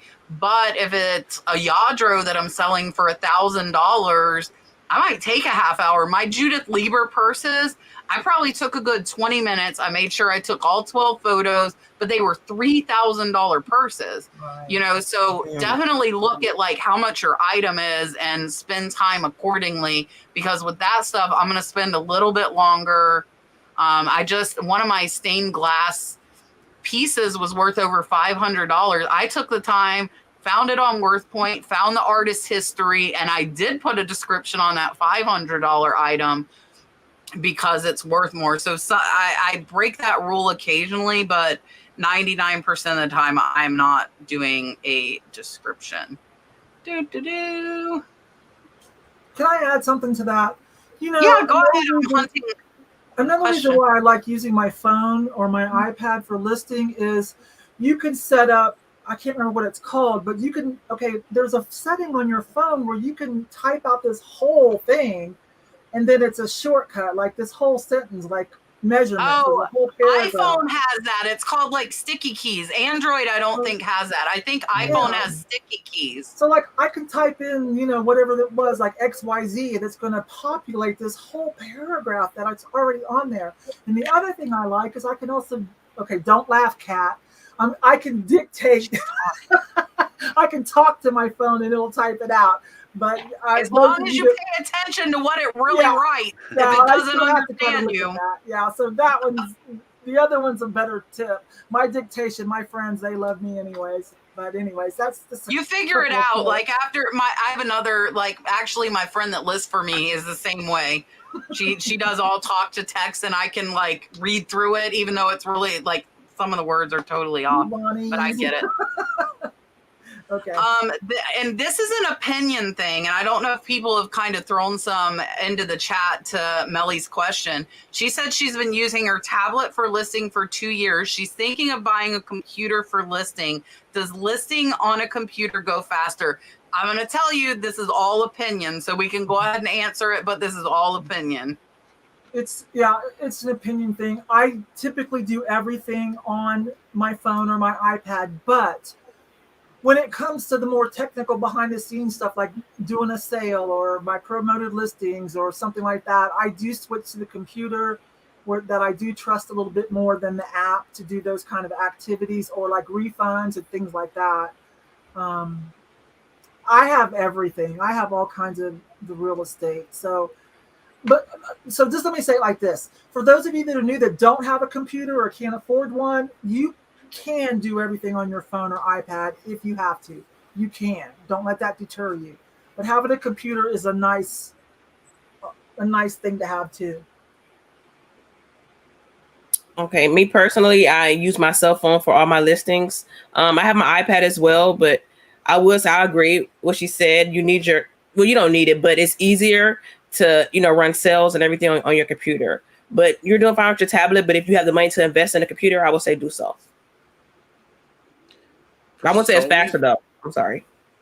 Yeah, not faster though. For solely for listing, I don't know how it would be faster. Again, my opinion. I'm a phone user because you're taking your pictures on your phone, which is going straight to eBay, then straight to the listing, and then it's boom, it's listed. And on a computer, you're shipping it over. There's like a thing that you have to do is you take a picture, then you have to get on your computer. Right there, I've already listed my item. I'm done. I'm on my next item. So to me personally, my opinion strongly holds with the phone. But computers are good because I ship from my computer. I only do refunds from my computer. Unless I'm out, I'll do it from my phone. I only do sale. I do use my computer a lot for eBay, but listing is not one of those things. Yes, and I am 110% with Julian. I tried, with the exception, with my drafts that my employees list for me, those get listed on a computer because I like to have 2 tabs, one to research the item and one with the listing, and I can't do that on the phone. So those I do on the computer. And I also do sales. I do my printing. I send offers from the computer, but I do not list. Like I couldn't flat list from a computer. I tried and I felt like it took me like 5 times longer. But at my nurse flipper camps, there were quite a few people that preferred computers and thought they could go faster on there. That's why I said completely opinion thing. I would try it and see what you think. It's going to be dependent on you. Yvon, I think you're doing more than the rest of us as far as the YouTube auctions. Are you collecting taxes, or is PayPal doing it, or how are you doing that? I run all of mine through PayPal, and I do not do the money request friends. That's a little iffy. I do it through invoicing. I pay PayPal their processing fee. They currently do not take out sales tax. So unless somebody bought that was from Colorado, I'm not worried about it right at this time, but I'm pretty sure that's going to become an issue sooner or later. Right now, I don't worry about it. And the people in Colorado that do buy from me, most of them are so close that actually we just meet up.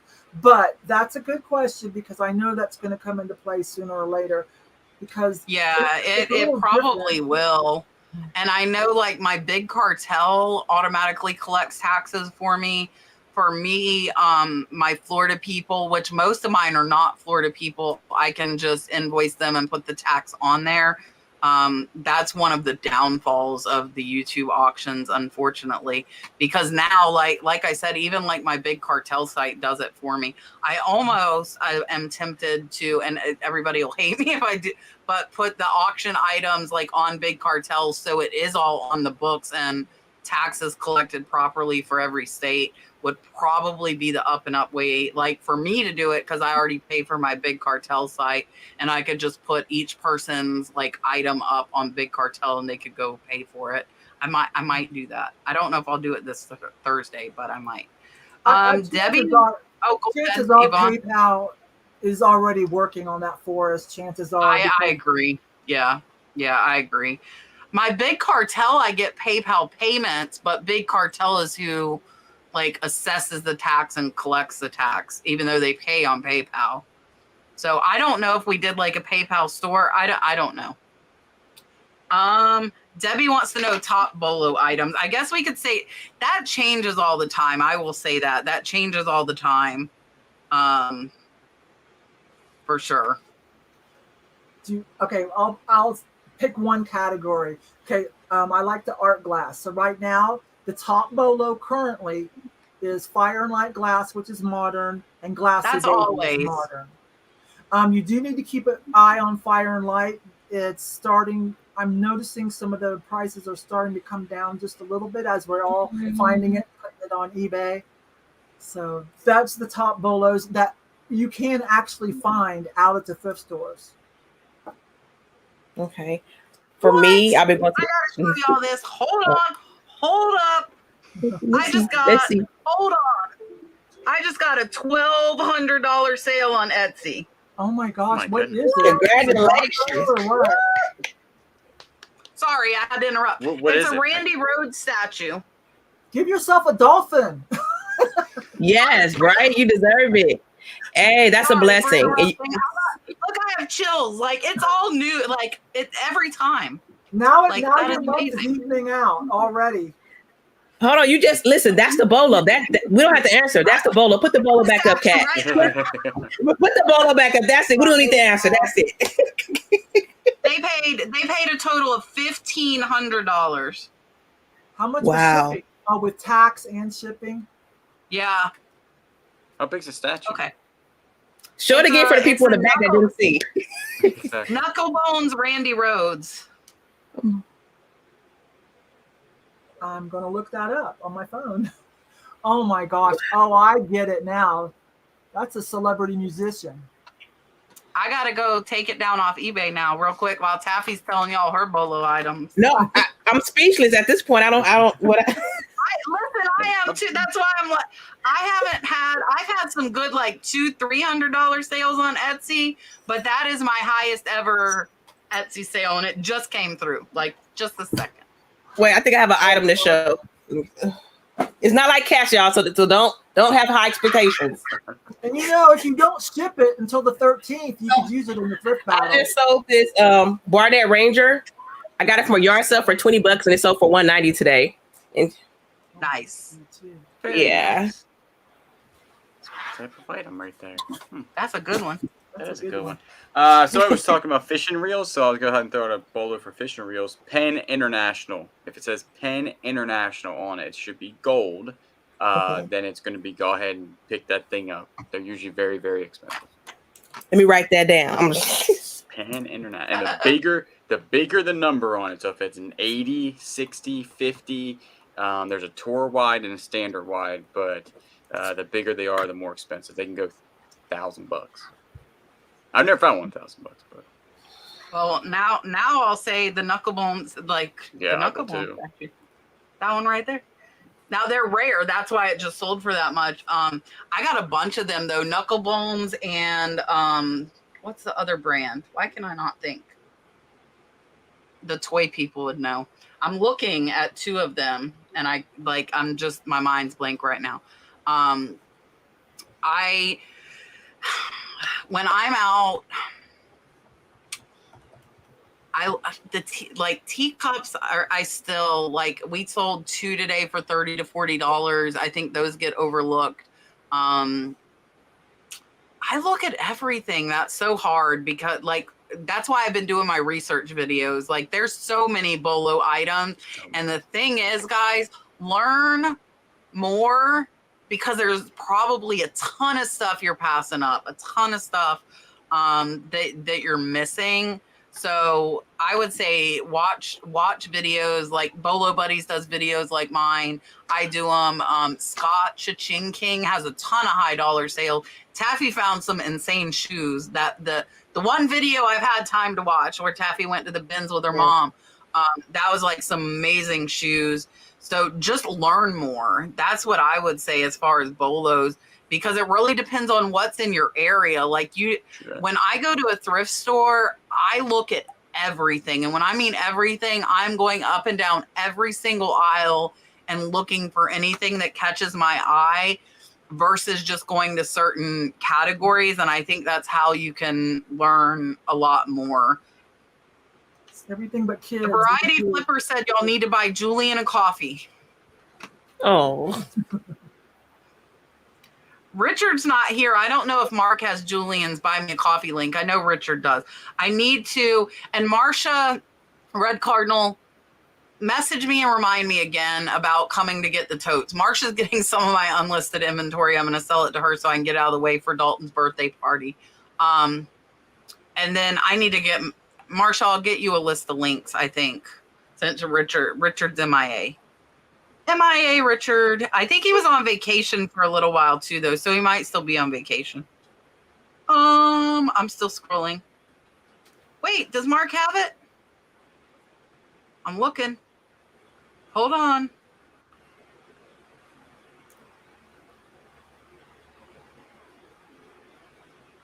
Julian ran away. He said, we are not buying him a coffee. I thought that was me disappearing. He'll come back. He'll come back. Oh, he'll be in the hot seat. Yes. Okay. Colin's on the move. I am adding new sales to my store. I have been doing 20 and 30% off each week on different items, but I'm having really slow sales. Any ideas on what I can do differently? Nothing is a dumb question, guys, at all. That's why we're here, is to help. A lot of this stuff is discussed every week, but we do get new stuff asked every week. So it's great. This is a great show to listen to while you're packing in the background if you don't have time to come in and chat. So with slow sales, doing 20 to 30% on different items, what would you suggest to do differently? Well, I would suggest maybe having one of us, I know Kat might do it, I might do it, there's other resellers, maybe take a peek at your store and see what it is you're selling, because that seems like a pretty good sale. I would say it might be time to look at what it is that you're trying to sell in your price and your prices, although 20-30% off is good. Is your okay? The only other thing I can think of is kind of off the wall. If everything else is good, this is your product's good, your prices are good. The only other thing I can think of is, what is your handling time and what part of the country do you live in? Because eBay does, thanks to Amazon and their obsession with beating Amazon, they will show things to us. Like if I look for something, they might correlate the results according to what's closest to my zip code, what can get shipped to me the fastest. So although it might be the same item that Miss Taffy has, they might not show it to me till page 2 because maybe she lives a lot farther away than someone who's got the same item but is in the next state and can get it to me, and their handling time is less and can get it to me quicker. That's a higher level consideration. If everything else in your store is good. I'll let someone else add to that. I would say look at your pictures. When I take my pictures, I imagine myself being a shopper, and I'm like, okay, would I buy this? Would it looking like this? And also the shipping costs. Your shipping costs may be extremely high as well. Sometimes that deters people. Julian, they're asking, they said they're running sales, but they're having slow sales. So what can we recommend to get, like, what else could they do to get more sales? I would say, see, the thing is, I don't know what everybody's talking. My computer just straight up gave up on me. You just left. 12 hours, and then my computer was like, TikTok, you're done. It was gone. I would say a lot of it has to do with like pictures, your items that you're selling. My biggest thing is the item that you're selling. Even like a bad item with like, I mean, a good item with a terrible picture still sells. You see them all the time. Like when you're sold, Yeah. like you're like, wow, that's a horrible picture, and it still sells. So a lot of times, a lot of it has to do with your items. Like if you're really honest, a lot of it's your items. So good quality items, good quality pictures. You can try to sell similar. That works too, but. I would look to a lot of, like Yvon was saying, I do eBay store reviews, so I can take a look at that. Our next members eBay store reviews is on the 14th. It's a week from this Thursday, so I could look at your store and see. The biggest things I see are pictures, like Taffy said. Definitely look at your pictures. Titles. Like some people don't have the color, they don't have the size, they don't have descriptive words. Look at your titles. That's one of the first things I do when I do store reviews. I put it in list view and see, you can see like short titles and ones that take up all 80 characters. So I would go through and look at that as well. And definitely look at what you're listing, like Julian and Taffy both said, make sure it's popular. For those of us that use Photo Room, do we use the free Photo Room or do we pay? I don't use Photo Room. I paid. It's so good. Too. You got to pay to get 50 photos done at once, and it is so worth it. It's $69.99 for a year. I'll tell you, I got it on Black Friday for 20% off. That's what made me take the jump from Bazaar to Photo Room. But it's definitely worth paying for because you can do 50 photos at one time.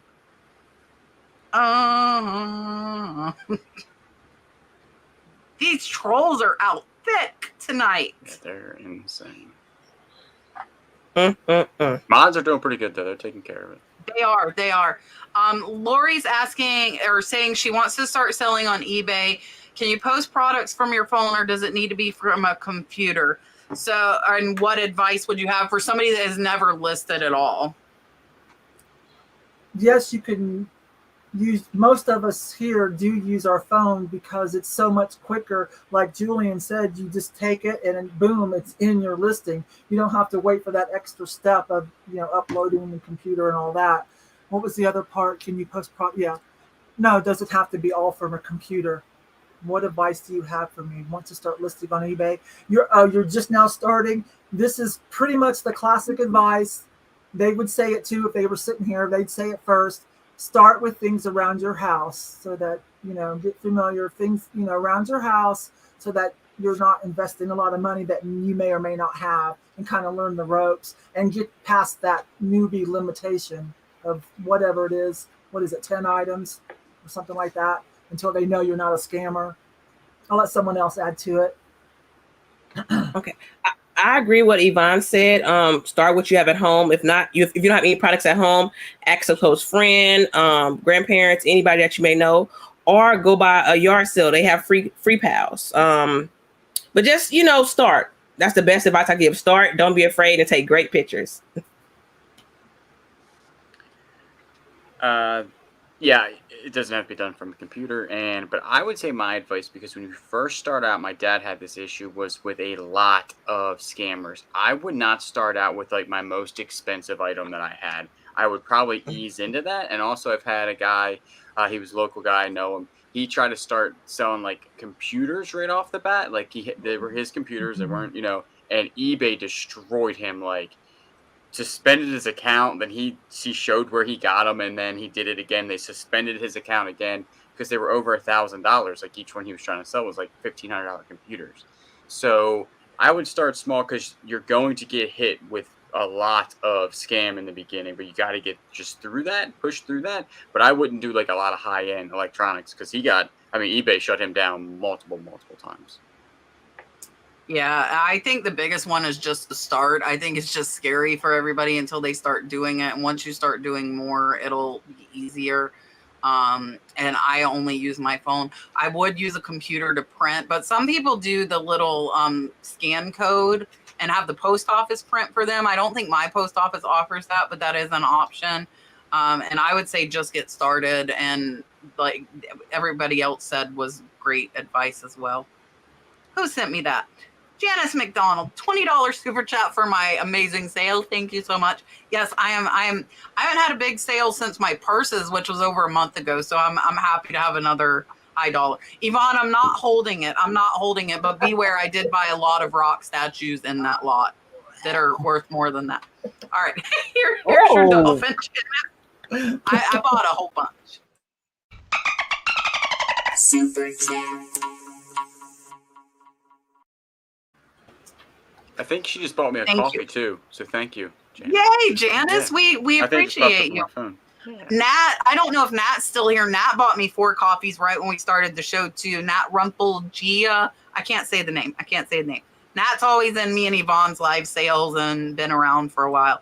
I wanted to put up ATL flippers in the house. They will be on with us in 2 weeks. Oh, cool. Along with sunny Las Vegas. So that'll be another great show. That's in 2 weeks from tonight. And then I'll go ahead and announce it. Next week is Aaron from Rebel Junk and Dagny from Flying Pig Thrifts. Yay. So we have some great shows coming up. Really, really excited about them.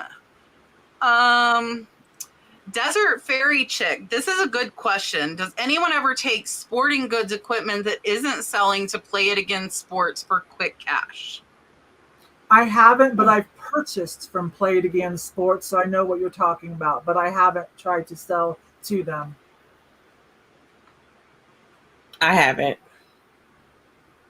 I'm not 100% sure I have one of them around here or a place that does that. In the Myrtle Beach area, maybe I'm wrong. I know we have a couple people from Myrtle Beach area in here. I don't know if I would do that just because if they're gonna take it, that means somebody's gonna buy it off of eBay from me eventually. So Right. I'll hold out for the eBay money. I have not, but I can't remember. It was like years ago when I first started my YouTube. There's a YouTuber that does that quite a bit. And if it's the long tail stuff and you have a Play It Again Sports and you could get quick cash, I definitely think that could be a good option. The same as consignment stores too, with some good brands of clothing that might take longer on eBay. I am all about different streams of revenue. And I would definitely encourage you guys, find different ways to get rid of it in case something happens. That way you have a backup plan as far as like what you could do with your stuff. I know people that get stuff from the bins and go straight to Plato's Closet. That's pretty cool. What, huh? People that get stuff from the bins, but you have to know what labels Plato's Closet is currently looking for. But they'll go to the bins and pick out what they know Plato's will take currently and take it straight to Plato's Closet and sell it to them. Just boom. Oh. Has anybody used Flip before? I haven't used it. No, I know a lot of people recommend it, but I haven't used it. I have not used it. I don't use any cross listing. So I would say, and I think anybody that watches myself or Julian knows, Julian and myself use List Perfectly. I've been using List Perfectly for 2 years. I did not try Flip, but I would caution anybody, and this is in everything in life, you get what you pay for. That's all I'm going to say. You get what you pay for. I've heard a lot of complaints, not myself because I haven't tried it because I'm happy with what I'm using. I've heard a lot of complaints that there are glitches and that it takes a long time with Flip. It is free, so if you're on a budget, that might be an option for you. Not saying don't try it, but I've heard mixed reviews. For me, I'm okay paying if it's a service that works and works well for me, and I'm not going to go to something cheaper just because something new comes along. If I have something that's working in my business, I'm gonna stick to it. Same with Photo Room. Like if something else came out, Photo Room's working, it's functioning, I'm paying for it, I'm fine with that. I don't know if anybody in the chat can answer. I know I have gotten comments that people are using Flip and that it's glitchy and that they want to use List Perfectly, but they can't afford it. And there is a comment right there. I didn't like it. It kept crashing on me. Just so you guys see, it's not me. Like I said, I have not used it. I cannot give an opinion on it. And there's somebody else saying you get what you pay for. And I have learned that in life, and it is very, very true. I've tried to take shortcuts and tried to do the cheap way. And then I'm like, then you end up paying more in the long run for a lot of things, you know, if you try and do it. So yeah. Deborah wants to know, how do you find out what is high in demand? That's a great question. I take in a lot of YouTube content, and I will tell you that people that teach, like, forgive me, Kat's videos, sometimes George, a long list of people that I watch that tell what they're buying and selling, and I'll put it on 125, and it doesn't distort it, but it just helps you run through it quicker, and you still get all the information. I put it on that speed. But I take in a lot of YouTube content. I might be shipping or doing something else, but I'm hearing and I'm looking up every once in a while. Plus, I follow Instagram. I follow certain hashtags on Instagram. I keep my eye on, like we talked about earlier, what are the influencers doing? What are they pushing? What are the celebrities wearing and using? You know, I watch the award shows. I watch the fashion shows on YouTube. The award shows are really where, like, especially for clothing, the award shows are really where it's at. I agree. What sold videos? There's Facebook groups like the Bolo Buddies, and also Instagram accounts. There's several hashtags like what sold, eBay resellers, reseller community. They always posting hot items, what's selling. So just do your, I would say just do homework and try to gain as much knowledge as you can. Facebook groups, Instagram, and YouTube videos.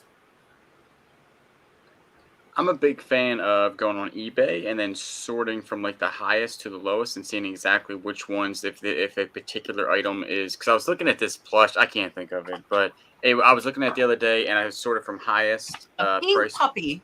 Yeah, it was like the pink puppy. It's a green frog. I forget but I had one. It wasn't a green frog in my hand, but I looked it up the same plush and I was like highest to lowest. Mine wasn't on there. But there's this green frog out there that sells for like $900. So that was a good learning experience for me to say, oh, if I ever see this green frog, I'm going to buy it. I just looked up a green frog from Chantilly Lane, but it only sold for $50, which is really funny. I just looked that up yesterday. It was in one of my videos. And that is what I do. That to do my bolo videos, that's all I'm doing. I am searching like a hat, and then I'm sorting from high to low. I'm looking at it and looking what I see over and over and over. So I know that like that is a true item. A lot of people thought the hats were money laundering. They are not, guys. People pay that money just like the VHSs. That stuff's now Beanie Babies is probably money laundering, and Disney VHSs. I'm not throwing videos out there that I think are money laundering. But anything, so if you're seeing a lot of hats in your area, do like I did and search from high to low and look at those popular ones. Those are the ones that are in demand. Or if there are shoes or whatever there is where you're at, you know, if you find a bunch of linen. And I want to roll this in, this will be our last question, guys, and then we'll let the ladies tell you guys goodbye. Judy is saying she's been buying items she sees on YouTube shows saying it's a bolo and it's still not selling much. Do you think having a YouTube channel would give me a better chance of selling more? Having a YouTube channel, if you can get a following, yes, it certainly isn't going to hurt, but it's not necessary. Now, as far as you're buying items that you see on YouTube shows saying it's a bolo, did they say it was a bolo straight up, or did they just showing you something that they bought and sold? Like I have a what sold video. You can see, you know, what I bought and sold. Every once in a while I throw one up, but I'm not going to necessarily say it's a bolo run, you know. It might not be something that sells consistently because I sell a lot of unique items. So at the risk of sounding like a brat, have you vetted, you know what I mean by that? Have you vetted the YouTube shows that you're taking advice from?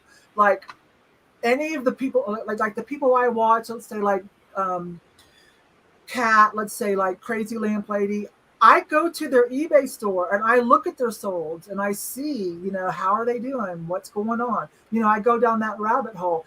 Anybody that I take advice from, I have vetted them carefully to make sure they are what they say they are, because not everyone on YouTube does what they say they have been accomplishing. Okay, some of them will say things just for views for their channel. So I hope I don't get any backlash on that, but that's the straight up truth.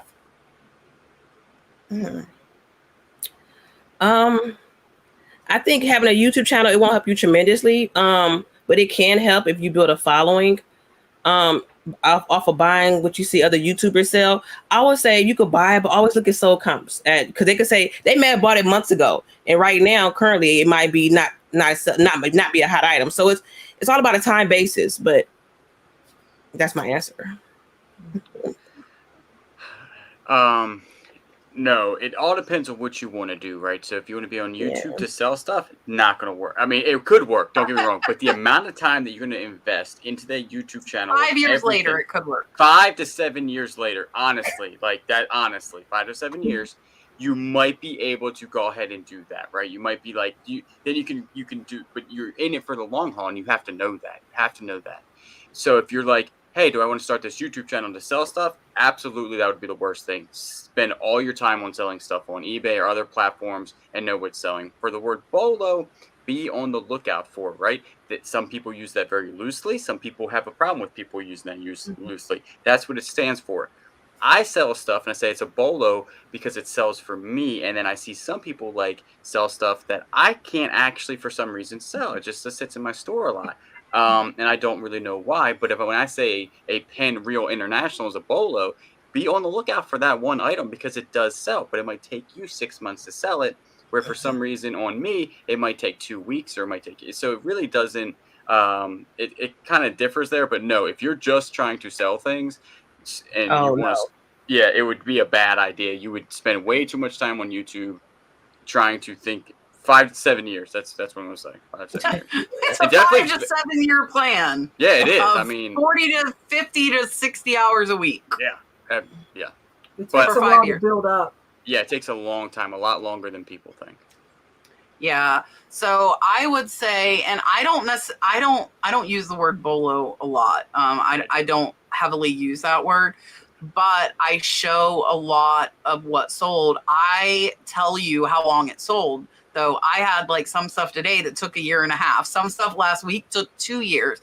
So even if you're, the big thing with me that I think differs from a lot of people is like my license plates. I bought 2,000. So yeah, 40 sold in a weekend, but guess what? I have 2,000 of them. So 40 in the percent wise is not a lot of 2,000. And then my Harley pens, I bought 600 of them. So I still have 400 of them sitting there 3 months later, even though 200 sold really fast and I'm in the profit. But you got to look at like the big, so like if you go buy one Harley pen, you might buy that one Harley pen that takes 1 year to sell, where I bought 600 of them. So of course, some of them are going to be great. Same thing with the handkerchiefs and the linens. Some of them sell really fast. Some of them take 1 year or longer. So I try and make sure I tell people how long it takes, because it's really important to know that. I do in my post as well on Instagram. I'll say took 3 months to sell, took 6 months. But beware, because if you're just buying one handkerchief up against I just listed 3,000. She listed 3,000. She's done. I love my internet. I statistically have a lot more than you do. So you buying one versus my buying 300, you're not gonna see that quick sale like I might, because I listed 300. So of course, a few of them are gonna sell really, really fast. And I agree with Yvon too. Vet the people, check them. If they share their, like, all my stuff's public. You can go see every single sale. You can go look at Etsy and see my $1,200 sale on my Etsy store. It's all the nurse flipper. And it was paid for. Yeah, like my $3,000 purses, all my stuff is public. Everything. I don't hide anything. I don't have any secret accounts. There is a giant spider crawling across my floor. Holy mother of spiders. Okay. And it's coming towards me. We need Miss Taffy's crossbow. Did you see it? I saw it. Miss Taffy, send her the crossbow. That was a good one. We have an air pistol and we don't put BBs in it. We shoot them with the air. But I need a BB there's for that not an guy. air pistol in here. Okay, I am going to get out of this chair and use my flip-flop like any good Southern girl would, and I'm going to make Yvon big to say goodbye. I'm going to go spider hunting. Here is Yvon. Hi, you guys. Thank you. This was another fun evening with you all over here on Kat's channel. I always love hanging out with Kat and Julian. If you don't know me, I hope you'll subscribe. I have dropped the link to the sale. Kat and I do a monthly sale. We get together over on my channel and we do a live YouTube sale with some pretty cool items that we usually have saved for y'all and have a nice little chat on the side. But anyways, thank you, everyone. Thank you so much. And it was really nice to meet Miss Taffy tonight. Here is Miss Taffy, and the spider disappeared. Here's Taffy. Yay. Hello, everyone. Thank you guys for coming out. I had a great time with Yvon, Kat, and Julian. If you guys are first time hearing about me, my name is Taffy. I go by Miss Taffy on YouTube. I create videos about. I go to the Goodwill bins, the yard sales, and I create content about it. If you haven't already, go check out my channel. Like I said, Miss Taffy, and thank you guys once again. And thank you, Kat, for having me on your channel. I appreciate it. Yeah, thank you both ladies for coming on again. We appreciate it. Julian, thanks for hanging around.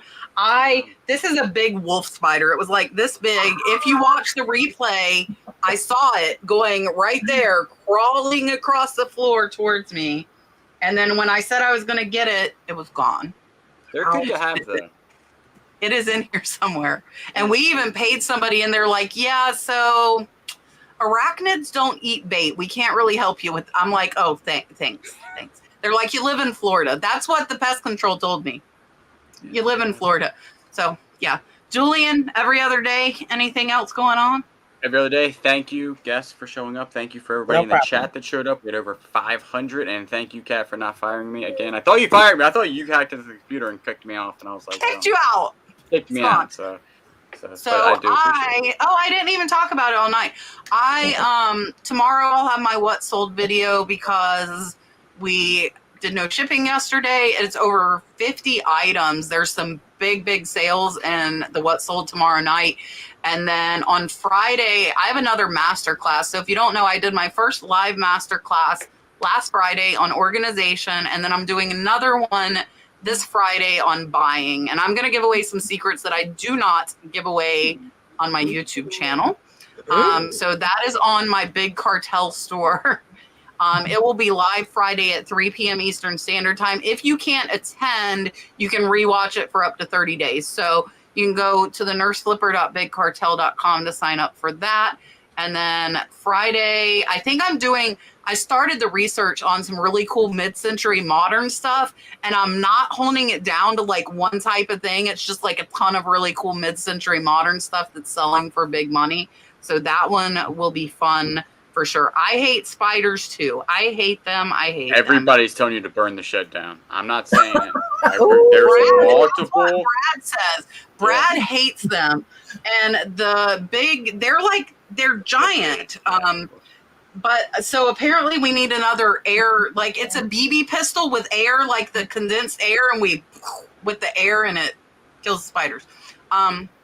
It's intense. You have a rifle, an air rifle killing spiders. Yeah. See, Nat loved the master class last week on organization. It was fun. We went on a field trip. I did a tour, and it was fun. It was fun on the master class. I enjoyed it. The salt guns, these spiders laugh at them. We do have them for flies because we get plenty of them. These spiders think that's a joke. We have that too. I need to move if I don't like spiders, Judy. A new exterminator won't. They'll all tell me. Oh yeah, it's Florida and it's raining, so they want to get in out of the storm. For sure. Yes. So I forgot already who's on next week. Julian, do you remember? No. Me either.